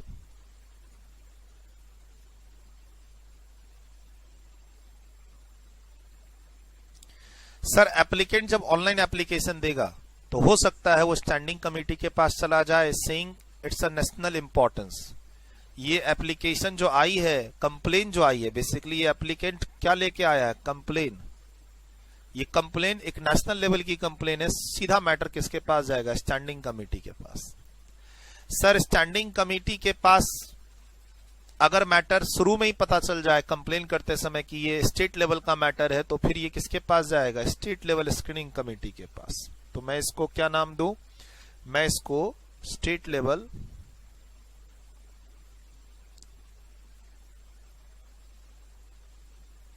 Screening committee. Sir state level screening committee के पास मैटर जाएगा तो ये जज करेगी कि क्या इसमें एंटी प्रॉफिटरिंग का केस लग सकता है। एविडेंस पेपर, कंप्लेन किस बात पे हुई है, कंप्लेन के सपोर्ट में क्या एविडेंस है, इशू क्या इन्वॉल्व है, क्या भी वो इशू एक्चुअली 171 में एंटी प्रॉफिटरिंग का केस चलाने लायक है या नहीं है, इसको ये जज करेगी। उसके बाद ये मैटर को भेज देगी किसके पास? स्टैंडिंग कमेटी के पास। सर जो मैटर डायरेक्ट स्टैंडिंग कमेटी के पास आया है वो मैटर भी स्टैंडिंग कमेटी भेज सकती है किसके पास? स्टेट लेवल स्क्रीनिंग कमेटी के पास। सर एप्लीकेशन डायरेक्ट जा सकता है स्टेट लेवल के मैटर का किसके पास, स्टेट लेवल स्क्रीनिंग कमेटी के पास, नेशनल लेवल का किसके पास, स्टैंडिंग कमेटी के पास, ऐसा। ठीक है, अब स्टैंडिंग कमेटी को लगता है कि ये स्टेट लेवल स्क्रीनिंग कमेटी के पास मैं भेज देता हूं, वो पहले इसको चेक कर लेगी, स्मॉल इश्यूज हैं, वो स्टेट लेवल कमेटी के पास भेज देगी कि भैया तुम देखो बताओ कि इस मैटर पे मैं आगे सुनूं कि नहीं। यानी अपना बर्डन स्टैंडिंग कमेटी शिफ्ट कर रही है किस पे, स्टैंडिंग कमेटी शिफ्ट कर रही है किस पे, स्क्रीनिंग कमेटी पे। है ये दोनों प्राइमा फेसिया फर्स्ट लेवल पे ही। मैटर फाइनली स्टैंडिंग कमेटी के पास जब आएगा, घूम के आए या डायरेक्ट आए। सर एप्लीकेशन, एप्लीकेंट की जो एप्लीकेशन है डायरेक्ट चली गई स्टेट लेवल कमेटी के पास, वो तय करेगी कि yes it is a fit case for this section, matter आएगा स्टैंडिंग कमेटी के पास।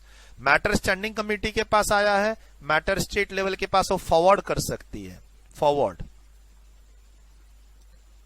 उसकी राय जानने के लिए, उसकी राय वापस आ जाएगी मेरे पास। 2 महीना प्लस 1 महीने की अमेंडमेंट है इसमें, टाइम लिमिट भी पहले नहीं थी, अब नई टाइम लिमिट है। मैं सर टाइम लिमिट पढ़ाता जाऊंगा, इस चार्ट में लिखाता जाऊंगा।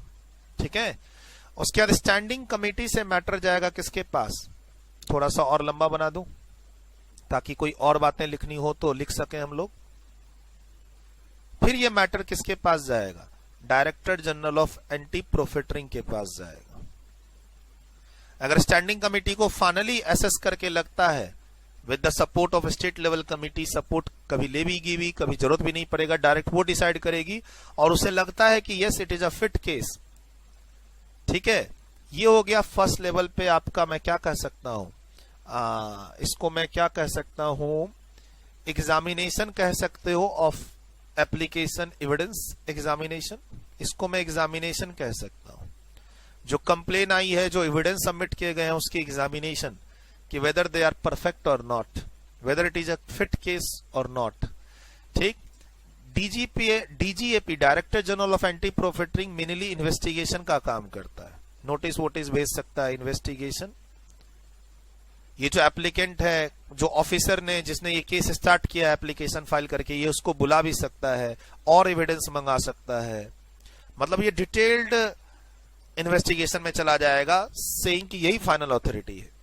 उसके बाद ये रिपोर्ट बनाएगा। सर ये रिपोर्ट जाएगी किसके पास, ये रिपोर्ट बनाएगा और रिपोर्ट जाएगी किसके पास, नेशनल एंटी प्रॉफिटरिंग अथॉरिटी के पास। नेशनल एंटी प्रॉफिटरिंग अथॉरिटी के पास जाएगा और फाइनल ऑर्डर ये पास करेगी। फाइनल ऑर्डर अगर इसने पास कर दिया किसके खिलाफ, रजिस्टर्ड पर्सन के खिलाफ कर दिया अगर इसने फाइनल ऑर्डर, तो इसको इमीडिएट, बिना किसी रुकावट के इमीडिएट टैक्स जमा करना पड़ेगा, प्लस इंटरेस्ट जमा करना पड़ेगा, प्लस पेनल्टी भी लग सकती है।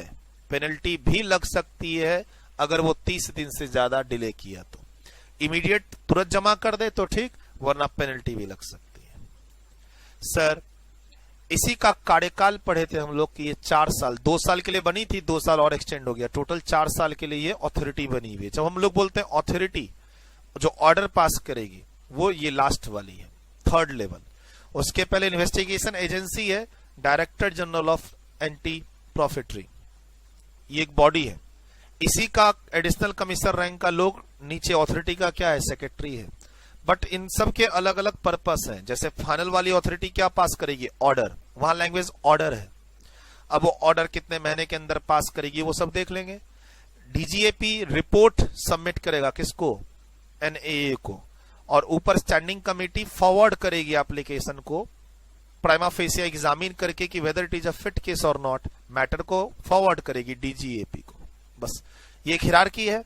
बोला सर ये हिरार्की में अब ना इसको जब हम पढ़ते जाएंगे तो यहाँ पर कहीं पे 2 महीने हैं, कहीं पे 1 महीने हैं, कहीं पे 6 महीने हैं, ठीक, 3 महीने कट के 6 महीने हो गए, फिर आगे भी 6 महीने हैं। तो सर हम लोग लूप को सिर्फ चार्ट के थ्रू नहीं डिस्कस करेंगे।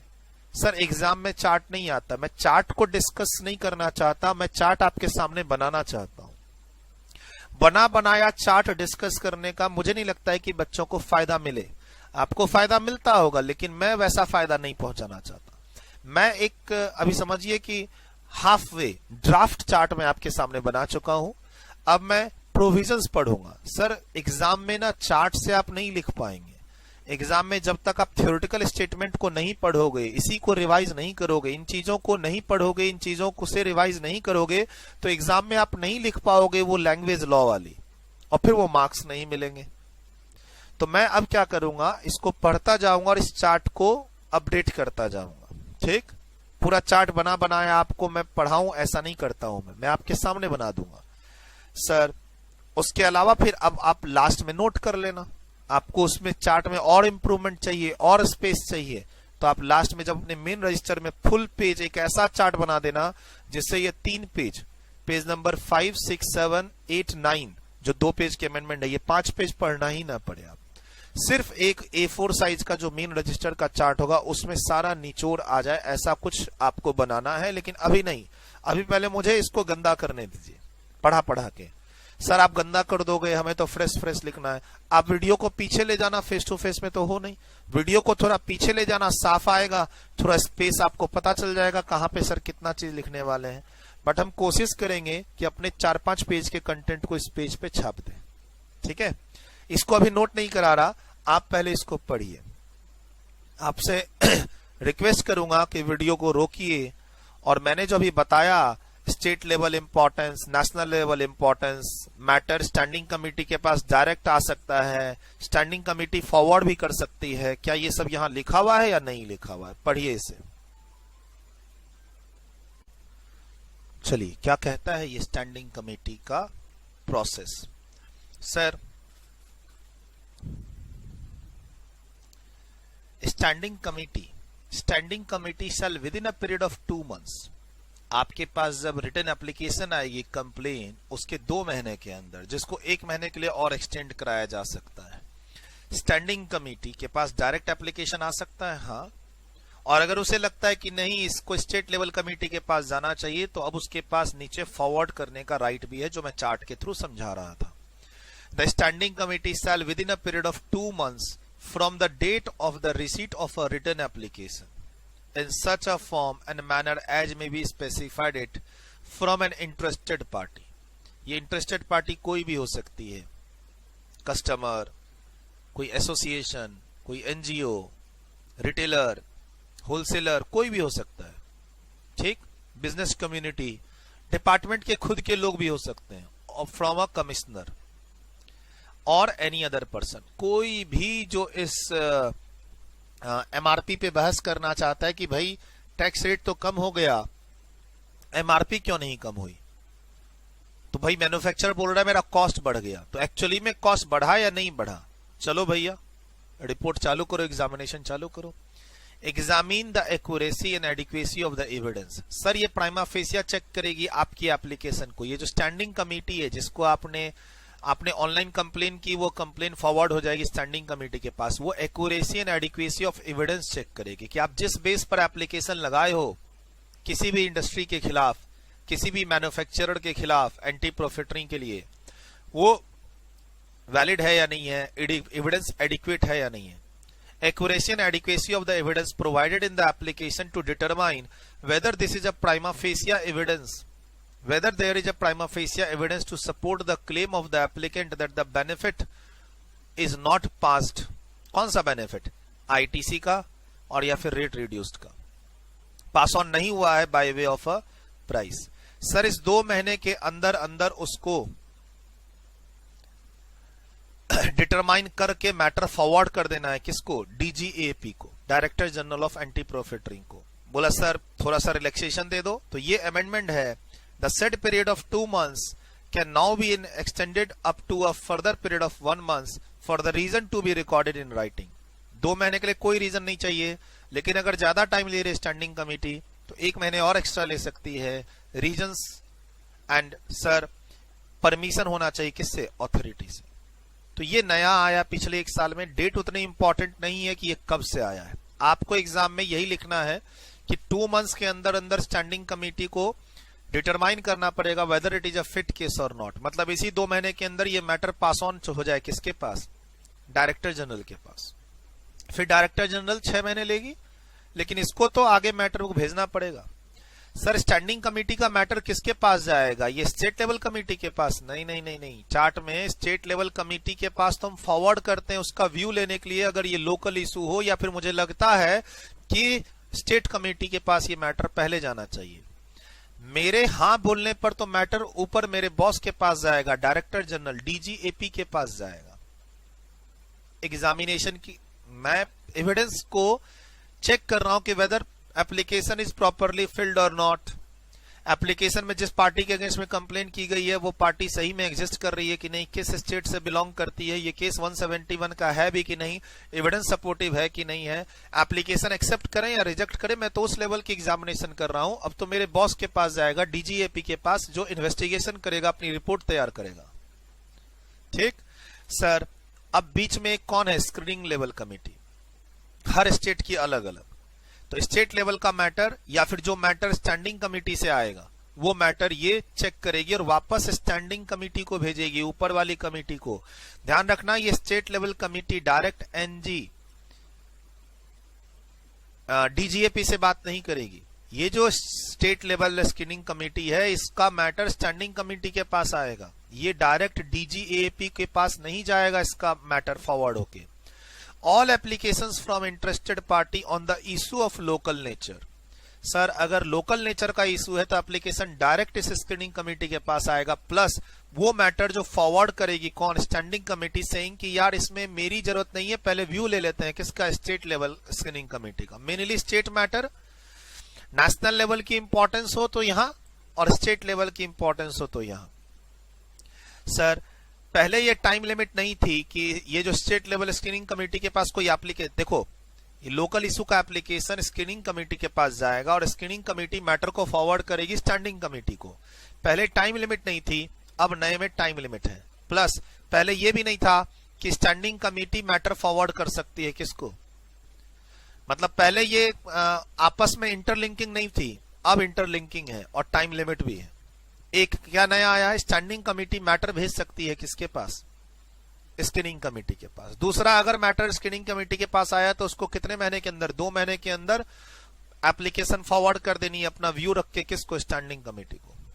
ठीक है sir, shall be first examined by the state level screening committee and the screening committee shall within 2 months extendable up to 1 month। ये भी एक्सटेंड हो सकता है, वही रीजन सब लिखना पड़ेगा आपको जैसे ऊपर लिखा हुआ है। Upon being satisfied that the supplier has contravened the provision of section 171।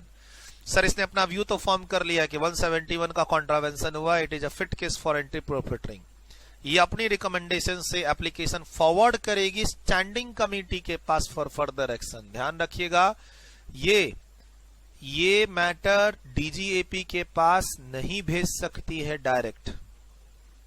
ठीक, ये क्या आ गया? इशू ऑफ लोकल नेचर, तो यहां लिख देते हैं इशू ऑफ लोकल नेचर। ठीक, यह नया लिख देते हैं, मैटर स्टैंडिंग कमेटी से फॉरवर्ड किया जा सकता है स्टेट लेवल स्क्रीनिंग कमेटी के पास। ये नई थिंग आई है इसमें।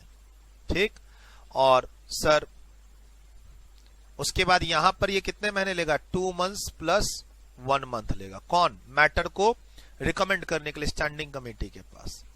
जब सर एप्लीकेशन स्टैंडिंग कमेटी के पास आएगी और ये फॉरवर्ड करेगा तो फॉरवर्ड कितने दिन के अंदर कर ले? 2 मंथ्स प्लस 1 मंथ के अंदर आगे फॉरवर्ड कर दे किसको? डीजीएपी को, standing committee.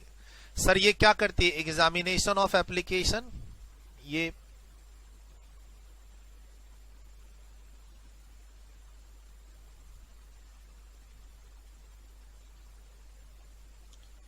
Examination of application, evidence for applicability of section 171 का केस, whether the tax, whether the manufacturer और रजिस्टर्ड टैक्स पर्सन, सप्लायर में भी, क्या सप्लायर ने प्रॉफिटरिंग की है by not reducing the price? GST rate reduce होने पर क्या उसने प्राइस रिड्यूस नहीं किया? आईटीसी का बेनिफिट मिलने पर उसने एमआरपी कम की नहीं की। अच्छा चलो सर ठीक है, मैटर भेजते हैं किसके पास, इन्वेस्टिगेशन एजेंसी के पास। कौन है वो इन्वेस्टिगेशन एजेंसी, डीजीएपी। अब सर ये डिटेल्ड जाएगी और एक रिपोर्ट तैयार करेगी। सर वहां रिपोर्ट तैयार करने में भी 3 महीने की बात थी, अब उसको अमेंड करके 6 महीने कर दिए गए हैं। सर ये 1 मंथ वाली बात न्यू आई है और ये इसको ना ऐसा करते हैं,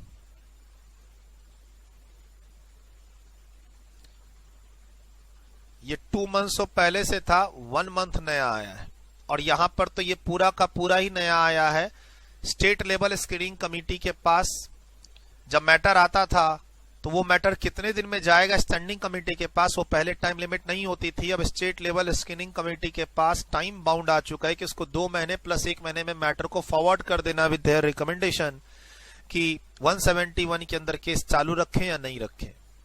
ठीक, और ये मैंने ऊपर बोला ही फॉरवर्ड वाली चीज, स्टैंडिंग कमेटी अपने मैटर को फॉरवर्ड कर सकती है स्टेट लेवल स्क्रीनिंग कमेटी के पास उसके व्यू के लिए। ये भी नया आया, तो मैं जो नई चीज आई है ना उसको मैं रेड कलर से मार्क कर रहा हूं ताकि आपको रिवीजन करने में हेल्प रहे। और न्यू थिंग्स को हम लोग क्या रखते हैं, थोड़ा सा अप्रिशिएट करते हैं एग्जाम्स के लिए कि एग्जाम में शायद आ जाए। 4 से 5 मार्क्स है एग्जाम्स का वेटेज, थोड़ा तैयारी कर ले सलीके से। 5 पेज की चीज 1 पेज पे करने जा रहा हूं आपके लिए। आइए सर, तो हम डीजीएपी के पास पहुंच चुके हैं। रूल 129 सर ये हो गया रूल 129 और यहां पे आ गया रूल 128। प्रोसीड्योर बेसिकली क्या था, देखिए यहां examination of application and evidence था बाय द कमिटी, और अब यहां पर है initiation and conducting of proceedings, investigation. And इससे क्या तैयार होगा, अभी मैटर फॉरवर्ड हुआ है, मैटर फॉरवर्ड हुआ है, ठीक है। मैटर फॉरवर्ड होके किसके पास आया है, डीजीएपी के पास आया है। अब यहां पर एनालाइज होगा, इन्वेस्टिगेशन होगा, नोटिस भेज के भी हम बुला सकते हैं कंसर्न इंटरेस्टेड पार्टी को जिसने कंप्लेन की है, जिसके खिलाफ कंप्लेन की है। हम उनसे वेरियस एविडेंस डॉक्यूमेंट्स और कलेक्ट कर सकते हैं to make this case fit for anti profiteering. Report जो बन के जाएगी किसके पास, फाइनल अथॉरिटी एनएए के पास, उस पर यह काम करेगा। चलिए सर काफी बात कर चुके हैं हम लोग पीछे के लिए, अब हम लोग किस पे आ चुके हैं, डीजीएपी पे। सर केस को ये ड्रॉप भी कर सकता है कि no it is not a case for anti profiteering, ये यहां केस ड्रॉप भी कर सकता है। Anyway sir where the standing committee, sir case तो क्या ड्रॉप करेगा, रिपोर्ट बना के आगे देगा और नेशनल अथॉरिटी जज करेगी कि हमें एक्शन लेना है या नहीं लेना है, ऐसे समझिए। बात करते हैं, the standing committee is satisfied that there is a prima facie evidence to show the supplier has not passed the benefit to the recipient. ये लाइन रिपीट होती है यहां से यहां तक, ये लाइन ना रिपीट होती रही है। It's refer the matter to director general, कब सर, देखिए purpose for a detailed investigation, इसलिए मैंने इसका नाम क्या दिया, इन्वेस्टिगेशन। ऊपर वाले का नाम मैंने क्या दिया, एग्जामिनेशन। एग्जाम के लिए ना ये सब की वर्ड याद रखना, वो जो स्टैंडिंग कमेटी और स्क्रीनिंग कमेटी वो एग्जामिन करती है एप्लीकेशन और एविडेंस को, उसके बाद ये इन्वेस्टिगेट करती है। ठीक, क्या कहता है sir, director general shall conduct investigation and collect evidence, further notice भेज के और एविडेंस कलेक्ट कर सकती है, नेसेसरी टू डिटरमाइन, फिर से वही लाइन रिपीट हो रही है, whether it is whether the benefit of reduction of tax or ITC has been passed on or not to the recipient by way of a reduction in price। ये line बार बार repeat हो रही है। Sir director general shall before initiation of investigation issue a notice, yes sir, ये notice issue कर सकता है, issue a notice to concern interested party. Interested party मतलब बेसिकली जिसके खिलाफ कंप्लेन हुई है वो उसको, और जिसने कंप्लेन की है उसे भी मैं नोटिस भेज के और एविडेंस कलेक्ट कर सकता हूं। इंटरेस्टेड पार्टीज, पार्टीज मतलब सब आ गए। इंफॉर्मेशन, सर सब कुछ मंगा सकता हूं, कुछ एग्जाम्पल आपके सामने दे रहा हूं, ये एग्जाम्पल है। The description of the goods and services in respect of which the proceedings have been initiated. Sir क्या था, लैपटॉप बेचा, मैंने क्लासेस दी, डाबर का च्यवनप्राश बिका, क्या बिका, कौन सी गुड्स और कौन सी सर्विसेज दी गई, जहां आपको लगता है वो मैगडी का बर्गर बिका, कहां लगता है कि प्राइस को कम नहीं किया गया, आईटीसी का बेनिफिट पास ऑन नहीं किया गया। Summary of the statement of facts. Statement of facts, किस फैक्ट्स के बेसिस पर इन्वेस्टिगेशन के लिए आई है मैटर, हम ये एक समराइज करने वाले हैं। मतलब अब समझिए कि अब स्टैंडर्डाइज होगा, आगे जो रिपोर्ट बन के जाएगी उसमें इशू क्या है, उसके सपोर्ट में एविडेंस क्या है, प्रॉपर एक रिपोर्ट बनेगी इंडेक्सिंग के साथ। The time allowed to the interested parties and other person who may have information relating to this proceedings for their reply। Notice में लिखा रहेगा इतने दिन के अंदर आप इन चीजों पर रिप्लाई लेके आए। मैं अब ये नोटिस किसी भी पर्सन को भेज सकता हूं for gathering the evidence, for making my report. Sir मैं नोटिस दूसरे लोगों को भी भेज सकता हूं जो इंटरेस्टेड पार्टी नहीं है, जहां से भी मुझे लगेगा मैटर रेलिवेंट मैटर आ सकता है। मैं दूसरे मैगडी, सर मैं मैगडी के बर्गर के इन्वेस्टिगेशन कर रहा हूं, मैं दूसरे बर्गर किंग वालों को नोटिस भेज सकता हूं कि भैया बताओ क्या प्राइस रिड्यूस होना चाहिए था इन सब कारणों से। मार्केट सर्वे में किसी एजेंसी को हायर करके यहां पर इन्वेस्टिगेशन करवा सकता हूं। Director General of Anti-Profiteering may also issue notice to such other persons as he deem fit for a fair inquiry। मैं किसी भी अब पर्सन को यहाँ इन्वॉल्व कर सकता हूँ, not only interested party. Underline interested party को तो मैं भेज ही सकता हूँ नोटिस, अंडरलाइन अदर पर्सन को भी भेज सकता हूँ। सर नोटिस भेज सकता हूँ किसको, इंटरेस्टेड पार्टीज, ठीक, एंड किसको, अदर पार्टीज, जहां से भी मुझे लगता है कि मुझे इन्वेस्टिगेशन करने में हेल्प मिलेगी। Sir director general of anti profiteering shall make available the evidence presenting to it by one party to the another party participating in the proceedings. मेरे खिलाफ तुमने कंप्लेन की, तुमने कुछ एविडेंस दिया, वो एविडेंस मुझे देखने का मौका मिलेगा। मैंने अपने सपोर्ट में कोई एविडेंस दिया, वो एविडेंस तुम्हें दिखाने का मौका मिलेगा। यानी मेरा एविडेंस तुम तक जाएगा, तुम्हारा एविडेंस मुझ तक आएगा, ताकि हम सेटिस्फैक्टरी डिसीजन ले सकें। फिलहाल सर मैटर फेवर में हो या अनफेवर में ड्रॉप नहीं हो सकता, रिपोर्ट बना के आगे जाएगा ही जाएगा। किसके पास, मेन अथॉरिटी के पास, एनएए के पास। वो फाइनल डिसाइड करेगी कि हमें ऑर्डर फेवरेबल पास करना है या अनफेवरेबल, टैक्स इंटरेस्ट लगाना है या केस को ड्रॉप कर देना कि no this is not a case, हमारे सारे जूनियर गलत थे। द डायरेक्टर जनरल ऑफ, मतलब यहां से ये रिजेक्ट नहीं कर सकता है, रिजेक्ट करने का पावर शायद अब आगे आ रहा है किसके पास, अथॉरिटी के पास। Director general of anti profiteering shall complete the investigation within a period of 6 months। 6 महीने के अंदर में ये कंप्लीट करेगा investigation to be completed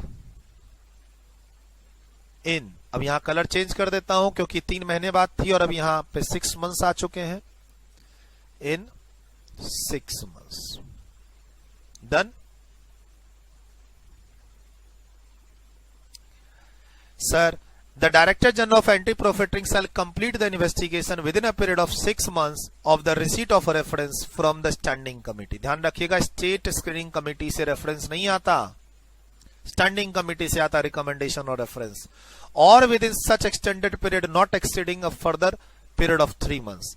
sir इसको 3 महीने और बढ़ाया जा सकता है, 3+3 के जगह कितना हो गया, 6+3, और ये 3 months हम रिकॉर्ड करेंगे रीजंस और अथॉरिटी से परमिशन लेंगे कि मुझे और टाइम चाहिए, for the reason to be recorded in writing and as may be allowed by authority. Sir ये लाइन तो आपको मिलेगी एक्सटेंशन, ऊपर 1 महीने का था वहां भी थी, अभी 3 महीने का है तो यहां भी है। And upon the completion of investigation furnish to the authority a report of its finding। Sir ये फाइंडिंग फेवरेबल भी हो सकती है, अनफेवरेबल भी हो सकती है, लेकिन ये मैटर को यहां पर बंद नहीं कर सकता है कौन, इन्वेस्टिगेशन एजेंसी। इसको रिपोर्ट सबमिट करनी पड़ेगी किसको, एनएए को। फाइनल अथॉरिटी, देखो एक बार कंप्लेन दी गई तो फाइनल अथॉरिटी आगे ही है कौन, एनएए, डिसाइड करने के लिए। सर जो एविडेंस है वो कॉन्फिडेंशियल रखा जाएगा, मतलब इंटरेस्टेड पार्टीज को तो दिखा रहे हैं, बाहर वालों को हम नहीं दिखाएंगे, और उसके लिए आरटीआई एक्ट का, or right to information act का जो सेक्शन 11 है उसकी बातों को फॉलो किया जाएगा। The evidence shall be kept confidential in the provision of section 11। Section 11 में कुछ बातें मना की हुई होंगी कि ये चीज हम पब्लिकली शेयर नहीं कर सकते, उनको पब्लिकली शेयर नहीं किया जाएगा। सर ये बात अलग रूल में लिखी हुई है, ये लिख लीजिए बगल में, रूल 130। ये जो बात है 2-3 लाइन ये रूल 130 में लिखी हुई है, और सर ये 2 लाइन रूल 131 में लिखी हुई है। रूल 131 में। ठीक सर, एविडेंस को कॉन्फिडेंशियली रखा जाएगा। डायरेक्टर जनरल किसी दूसरे एजेंसीज की भी हेल्प ले सकता है। मैंने क्या बोला था अभी ऊपर, मैं किसी एक इंडिपेंडेंट एजेंसी को भी हायर कर सकता हूं। Director general can seek opinion of any other agency और स्टेटरी ऑथोरिटीज। केस जीएसटी का चल रहा है, मैं कस्टम से डेटा मंगवा सकता हूं, हेल्प ले सकता हूं। मैं इनकम टैक्स वालों से हेल्प ले सकता हूं। मैं किसी भी दूसरे, मान लो केस रेस्टोरेंट का और फूड कंट्रोल के लिए कोई अथॉरिटी बनी हुई है, तो मैं उनसे भी हेल्प ले सकता हूं फॉर डिस्चार्जिंग माय ड्यूटीज। मुझे अल्टीमेटली रिपोर्ट सबमिट करनी है 6 months and extended period 3 months के अंदर। आइए सर, ये भी अलग रूल में लिखा हुआ है 132 में। और यहां एक नई बात आई है, ये यहां लिख लीजिए न्यू, ऊपर एरो देके लिख लीजिए न्यू। सर, डायरेक्टर जनरल या कोई उसका ऑफिसर ऑथराइज बाय हिम या फिर ऑथोरिटी किसी को भी समन भेज के अपने ऑफिस बुला के उससे एविडेंस और उससे ओथ वगैरह लेके उससे स्टेटमेंट ले सकती है। अदरवाइज सर जेल भी हो जाएगी उस बंदे को, अगर वो मतलब कोर्ट का पावर ले रही है यहाँ पे। सर, पहले ऑथोरिटी के पास नहीं था ये पावर कोर्ट का, अब डायरेक्टर जनरल के अलावा ऑथोरिटी के पास भी पावर है कि वो किसी भी पर्सन को समन भेज के उससे बुला के स्टेटमेंट ले सकती है, डॉक्यूमेंट ले सकती है, एविडेंस ले सकती है, और उसके लिए उसके पास कोर्ट के जुडिशियल प्रोसीडिंग्स का पावर है। मतलब अगर वो बंदा कॉपरेट नहीं किया तो जेल भी हो सकती है। अच्छी बात है सर। अब आते हैं सर, ये कौन सा रूल था 132। अब हम आते हैं मेन रूल, किसमें? Order of authority. हम नीचे पहुंच चुके, मैटर हमारे पास पहुंच चुका, और हम कहां पहुंच चुके हैं? रूल 133 में पहुंच चुके हैं। अब सर ये जो है, ये अब सर सुपर पावर रखती है, ये सुपर पावर रखती है। जो मैटर ऊपर से आ रहा था उस मैटर से रिलेटेड इसको रिपोर्ट पे क्लैरिफिकेशन चाहिए, इससे सुपर पावर रखती है, क्लैरिफिकेशन ले सकती है। उसको लगता है रिपोर्ट अधूरी है किसी चीज को लेके, कुछ क्लैरिटी नहीं है, तो मैं उस रिपोर्ट पर डीजीएपी से क्लैरिफिकेशन ले सकता हूं। सर, मैं फर्दर इन्वेस्टिगेशन के लिए वापस मैटर भेज सकता हूं। फर्दर इन्वेस्टिगेशन, मुझे लगता है कि डीजीएपी ने जो फॉर्म किया रिपोर्ट में अपने व्यू कि इस पर एंटी प्रॉफिटरिंग का केस लगना चाहिए या नहीं लगना चाहिए, उसका एक रिपोर्ट आया है। बट मैं उसके रिपोर्ट को फॉलो करूं, NAA, national anti authority, anti profiteering authority, ऐसा जरूरी नहीं है। मैं उससे क्लैरिफिकेशन मांग सकता हूं। एक मैं इस रिपोर्ट पर उसको फर्दर इन्वेस्टिगेशन कुछ पॉइंट्स के लिए बोल सकता हूं कि ठीक है, अभी भी मुझे लगता है कि आपने इन मुद्दों पर इन्वेस्टिगेशन नहीं किया है, कृपया वापस इन्वेस्टिगेशन करके मुझे रिपोर्ट दीजिए। और सर, तीसरा झटका भी मैं दे सकता हूं, किसको? डीजीएपी को। मैं न्यू मैटर ऑल टुगेदर पर मैं उसको रिपोर्ट इन्वेस्टिगेशन स्टार्ट करने बोल सकता हूं।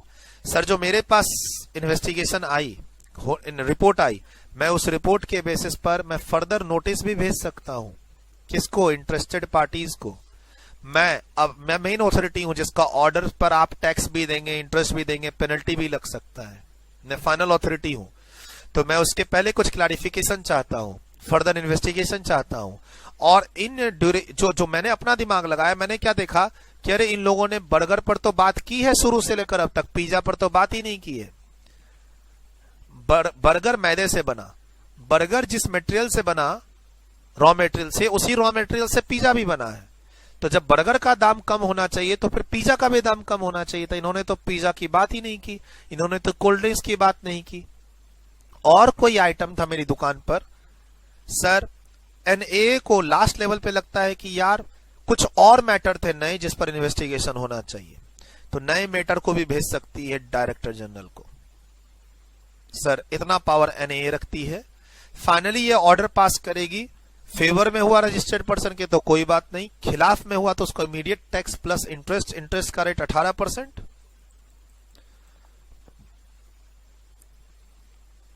इंटरेस्ट का रेट 18% पर एनम। यहां पे दो ऑप्शन है शायद, क्या? रिटर्न टू रेसिपिएंट जिससे हमने चार्ज किया था, और फंड में जमा करना है। फंड का नाम क्या था? Consumer protection fund.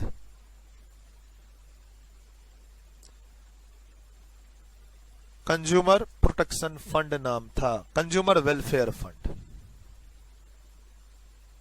और मैंने शायद बताया था पेज नंबर 2 में कि आप फंड में जमा करो या उस रेसिपिएंट को लौटाओ, इंटरेस्ट तो देना पड़ेगा।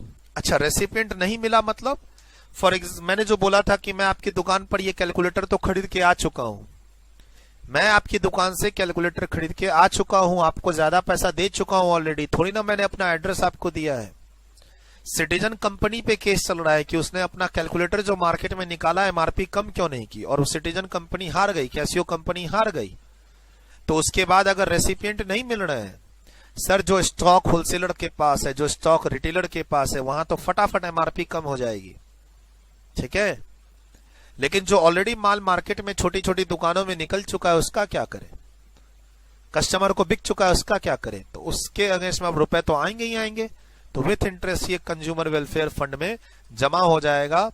और यहां भी हिस्सेदारी है किसकी, सेंट्रल गवर्नमेंट की और स्टेट गवर्नमेंट की। अभी पढ़ेंगे 50-50% की हिस्सेदारी है।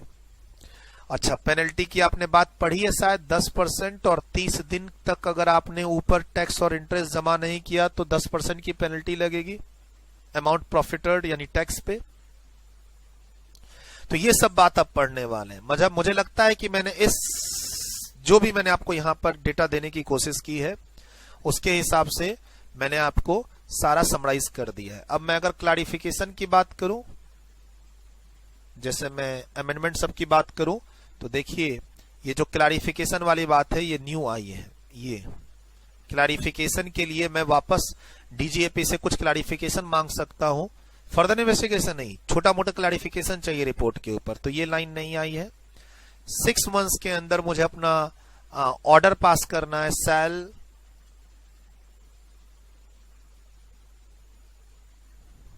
ऑर्डर पास करेगी कितने महीने के अंदर, 6 मंथ्स के अंदर। ये नया आया, पहले 3 महीने था। नई चीजों को मैं हाईलाइट करना चाह रहा हूं। ये देखिए अलोंग विथ 18% फंड में जो जाएगा, ये नया आया है, फंड में जो जाएगा 18%। और पेनल्टी वाली बात तो हमने नहीं पढ़ी ही पढ़ी। पेनल्टी वाली बात कहां लिखी है, 171(3)(a) 1 जनवरी 2020, ये तो हमने याद करना ही है एक्ट की बात। और इसमें मुझे नया ये दिख रहा है ये कि मैं न्यू मैटर्स भी भेज सकता हूं जो आपकी रिपोर्ट में कवर ही नहीं था, other than those covered in the report. ये न्यू मैटर अमेंडमेंट है। तो एक आइडिया भी लग गया अमेंडमेंट का। मेरे सामने एक चार्ट भी है जो ऊपर से चला आ रहा है, एक सिंगल पेज में कवर हो जाना चाहिए मेरे हिसाब से।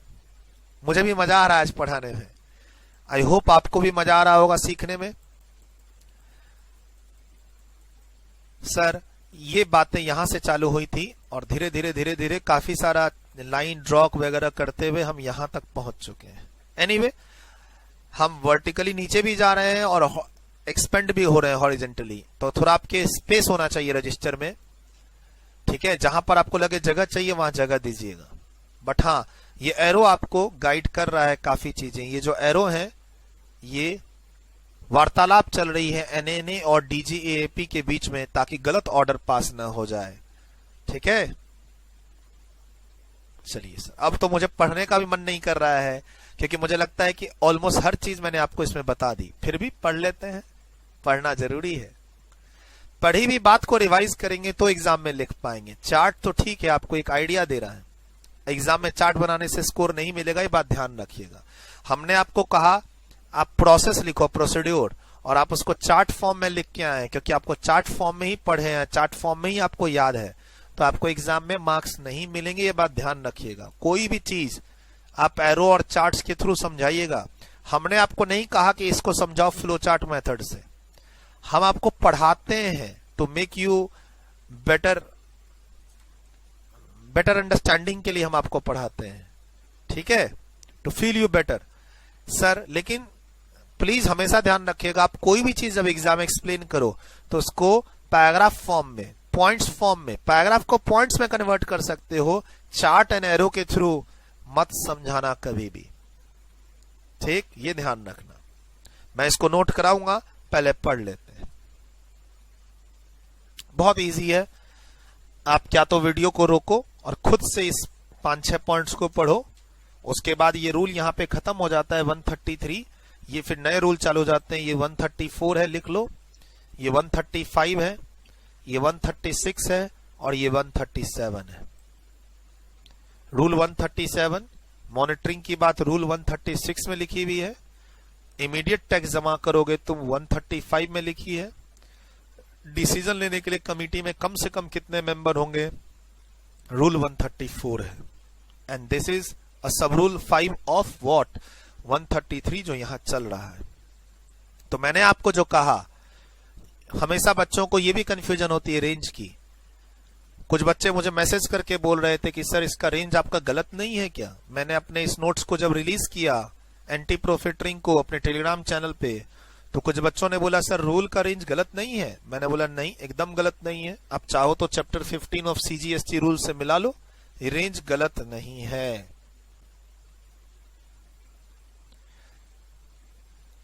आइए 133 इंपॉर्टेंट रूल याद रखिएगा रूल नंबर के साथ। इसके अंदर अमेंडमेंट्स भी है। सर अमेंडमेंट्स को आपने ग्रीन क्यों किया हुआ है, क्योंकि ये रिसेंट अमेंडमेंट्स नहीं है, पिछले 1 साल के अमेंडमेंट्स हैं, यानी 6 महीने पीछे के अमेंडमेंट्स नहीं है। पिछले अटेम्प्ट के लिए काफी इंपॉर्टेंट था ये, पिछला अटेम्प्ट कैंसिल हो गया तो वो इंपॉर्टेंस कंटिन्यू है, खाली मैंने कलर चेंज कर दिया है, ऐसे समझिए। पढ़िए इसे वीडियो को रोक के, और ब्रेक लेना चाहें तो ब्रेक ले लीजिए। क्या कहता है अब ये देखते हैं। Order of authority, the authority shall within a period of 6 months, जो कि पहले 3 महीने था, from the date of receipt of report, याद रखिएगा वहां से रिपोर्ट आती है, कहां से, डायरेक्टर जनरल से, from the director general of anti profiteering determine whether a registered person has passed the benefits और not. Sir ultimate decision NAA का, नेशनल एंटी प्रॉफिटरिंग ऑथोरिटी का। डायरेक्टर जनरल सिर्फ रिपोर्ट फॉरवर्ड कर सकती है कि anti profiteering का case है या नहीं, बेनिफिट पास ऑन हुआ है या नहीं हुआ है। ठीक, वहां मैटर ड्रॉप नहीं होगा डायरेक्टर जनरल के पास, मैटर सीधा एनएए के पास आएगा। द अपॉर्चुनिटी, यस सर, यहां हम अपॉर्चुनिटी सबको देंगे, नोटिस भी देंगे। सारी इंटरेस्टेड पार्टीज जिसके खिलाफ, जिसके फेवर में ऑर्डर पास होने वाला है, सबको अपॉर्चुनिटी मिलेगी। An opportunity of hearing shall be granted to the interested parties by the authority where any request is received in writing. Sir interested parties ने रिक्वेस्ट दे दी है अथॉरिटी को कि सर कोई भी फाइनल डिसीजन लेने से पहले हमें जरूर एक बार मौका दीजिएगा अपनी बात रखने का। आपके जूनियर लोगों ने मेरी बात सुनी नहीं। किसने, जिसके खिलाफ ऑर्डर पास हो रहा है वो ज्यादा इंटरेस्टेड होगा आने के लिए। सर ये नई लाइन ऐड हुई है कि रिपोर्ट पर अगर मुझे कोई क्लैरिफिकेशन चाहिए तो मैं क्लैरिफिकेशन मांग सकती हूं, किससे, डायरेक्टर जनरल। द ऑथोरिटी में seek any clarification from the director general on the report submitted. Sir अभी रूल 129 में उसने रिपोर्ट मुझे सबमिट की थी, जिस रिपोर्ट पर मैं 6 महीने के अंदर ऑर्डर पास करूंगा। इस 6 महीने के अंदर मुझे कोई क्लैरिफिकेशन चाहिए तो मैं मांगूंगा। 6 महीने के अंदर ही सब कुछ होगा, मैं क्लैरिफिकेशन मांगूंगा, वो क्लैरिफिकेशन देगा। मुझे 6 महीने के अंदर हर हालत में ऑर्डर पास करना है। क्लैरिफिकेशन मांगने में टाइम लग गया तो 6 महीने के बाद और डिले होगा ऑर्डर, ऐसा नहीं होगा। आंसर, ये ऑलरेडी आप ड्यूटीज ऑफ ऑथोरिटी में पढ़ चुके हैं। ड्यूटीज ऑफ ऑथोरिटी में ऑलरेडी मैं आपको रूल 127 में पढ़ा चुका हूं, पेज नंबर 2 पे। Where the authority determines that registered person has not passed, benefit हमने नहीं दिया आईटीसी का या रेट रिड्यूस हुआ थ्रू रिडक्शन ऑफ प्राइस, तो ऑथोरिटी ऑर्डर पास कर सकती है। यही चीज रूल 127 में ड्यूटी बोल के पढ़ा आपने। प्राइस रिडक्शन, पैसा लौटाना रेसिपिएंट को अलोंग विथ इंटरेस्ट। इंटरेस्ट कहां से कहां तक, जो एक्स्ट्रा अमाउंट लिया है आपने उस पे इंटरेस्ट, कहां से, till the date, from the date of collection of the higher amount till the date of return. Customer को भी इंटरेस्ट देना पड़ेगा, जिससे आपने रेसिपिएंट से, जिससे आपने पैसा चार्ज किया, जिसको आप रिटर्न कर रहे हो उसको इंटरेस्ट दो, नहीं तो फंड में जमा करो, वहां भी इंटरेस्ट आपको जमा करना पड़ेगा। सर कस्टमर को इंटरेस्ट देने की बात पहले थी, फंड में जमा करते समय इंटरेस्ट की बात नहीं लिखी हुई थी।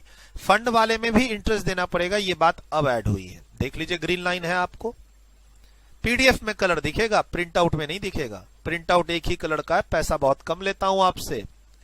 The deposit of an amount equivalent to 50% of the amount determined along with interest, वही from date of taken to date of deposit। कहा फंड, कौन सा फंड, जो सेंट्रल गवर्नमेंट का बना हो, और फिर 50% किसका फंड, जो रेस्पेक्टिव स्टेट गवर्नमेंट का फंड हो, जिस भी स्टेट में ये मैटर चल रहा है शुरू में डिसाइड हुआ होगा किस स्टेट से रिलेटेड है, उसके स्टेट फंड में जाएगा। फंड का नाम मैंने लिखा था consumer welfare fund, consumer welfare fund. Sir मैं पेनल्टी भी इंपोज कर सकता हूं, आपका रजिस्ट्रेशन भी कैंसिल कर सकता हूं। सेक्शन 29 सब सेक्शन 2 में कैंसिल रजिस्ट्रेशन हो जाता है। पेनल्टी इंपोज अभी सेक्शन 171(3)(a) आपने देखा। सर अब मैं चाहूं तो तुम्हें फर्दर इन्वेस्टिगेशन के लिए बोल सकता हूं। एक एरो हमारा डिस्कस हो गया, ये वाला क्लैरिफिकेशन। अब ये हम दूसरे एरो में आ चुके हैं। रूल नंबर 139 है, हाँ 133 है। रूल नंबर 133 सब रूल 4, ये सब रूल 4 है। ठीक, ये हो गया। रेड तो नहीं है ये, बेकार में आप कहीं कंफ्यूज ना कर जाओ। ये 133 सब रूल 4 है और ये 133 सब रूल 5 है, ये नया है। क्या कहता है, if the report of director general referred in this recommends कि कॉन्ट्रावेंशन हुआ है या नहीं हुआ है। सर रिपोर्ट आ रही है, वो बोल रहा है कॉन्ट्रावेंशन हुआ है या नहीं हुआ है, लेकिन अथॉरिटी को लगता है कि अभी फर्दर इन्वेस्टिगेशन और करना जरूरी है, तो वो रीजंस को रिकॉर्ड करेगा और मैटर को वापस भेज देगा फर्दर इंक्वायरी, फर्दर इन्वेस्टिगेशन के लिए। किसके पास, डायरेक्टर जनरल के पास। तो सर हम क्लैरिफिकेशन मांग सकते हैं, हम उसकी रिपोर्ट पर कुछ कमियां निकाल के फर्दर इन्वेस्टिगेशन के लिए भेज सकते हैं। मेरा ओपिनियन है कि अभी इंक्वायरी और करनी पड़ेगी, इन्वेस्टिगेशन और करना पड़ेगा टू डिसाइड वेदर कॉन्ट्रावेंशन हुआ है या नहीं हुआ है।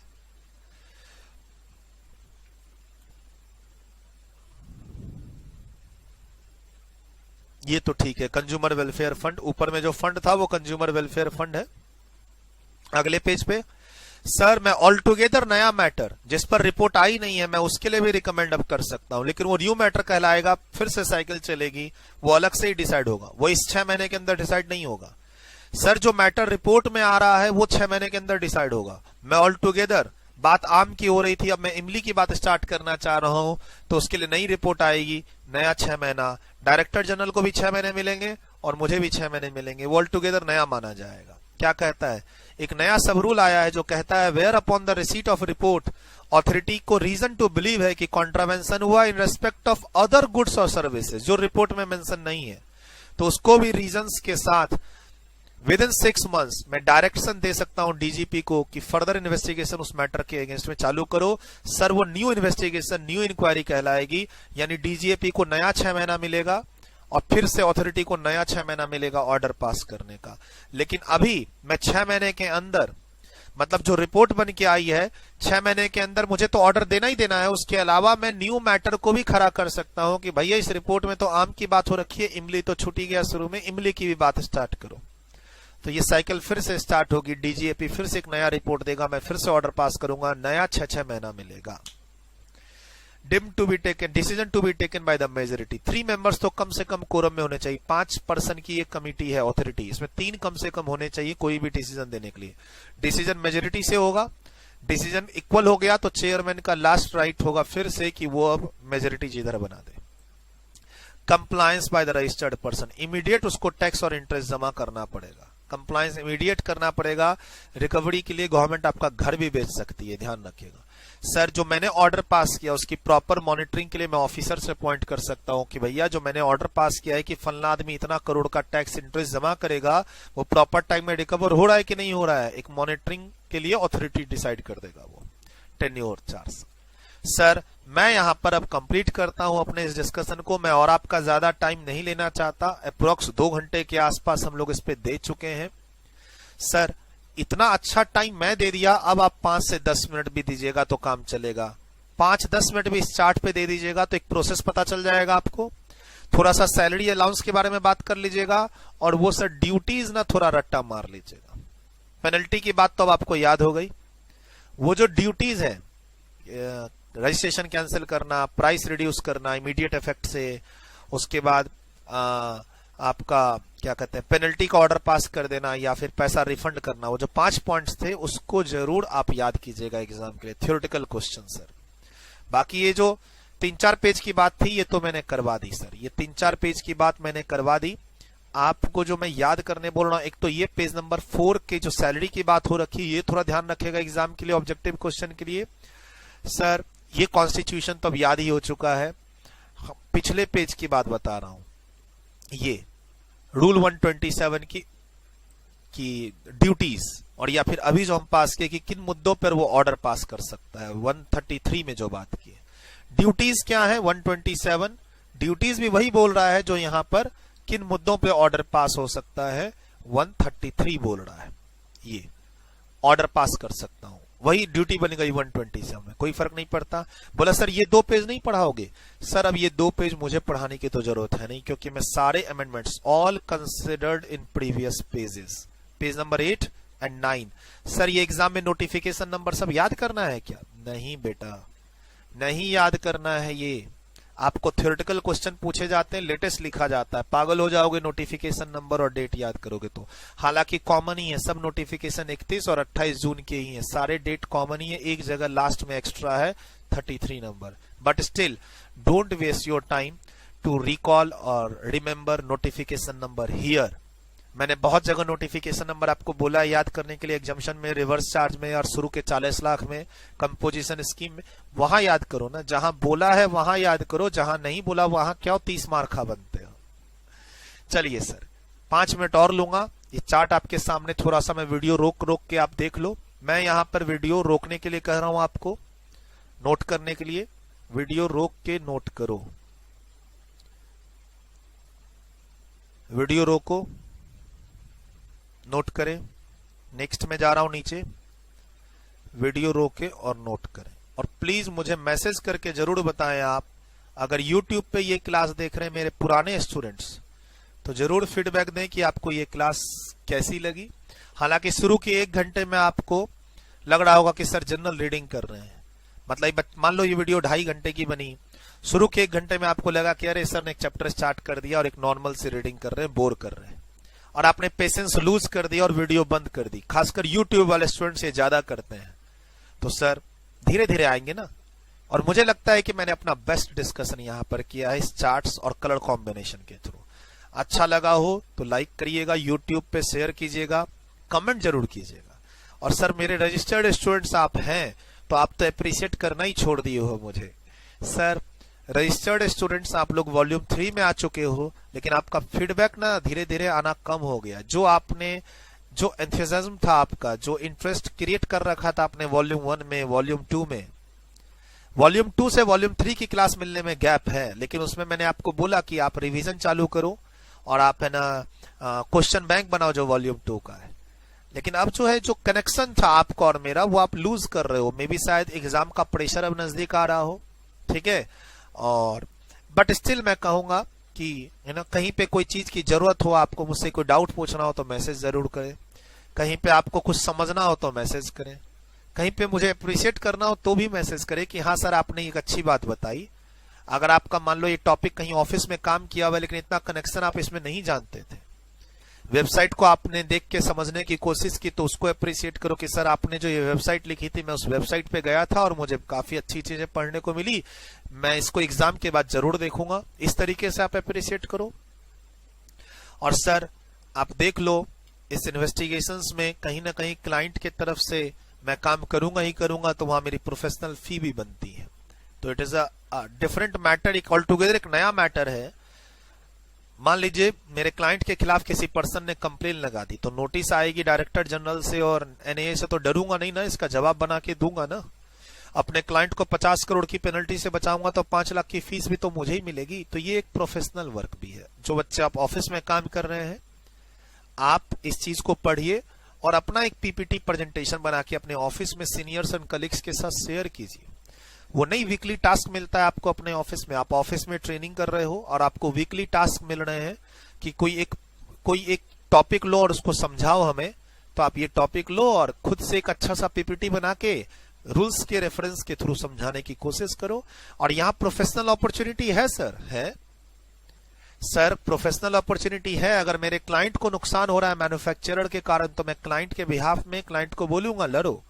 और मेरा क्लाइंट मैन्युफैक्चरर है जिसके खिलाफ लोग हो चुके हैं इस एंटी प्रॉफिटरिंग में केस करके, तो मैं वहां क्लाइंट को रिप्रेजेंट करूंगा बचाने के लिए उसको।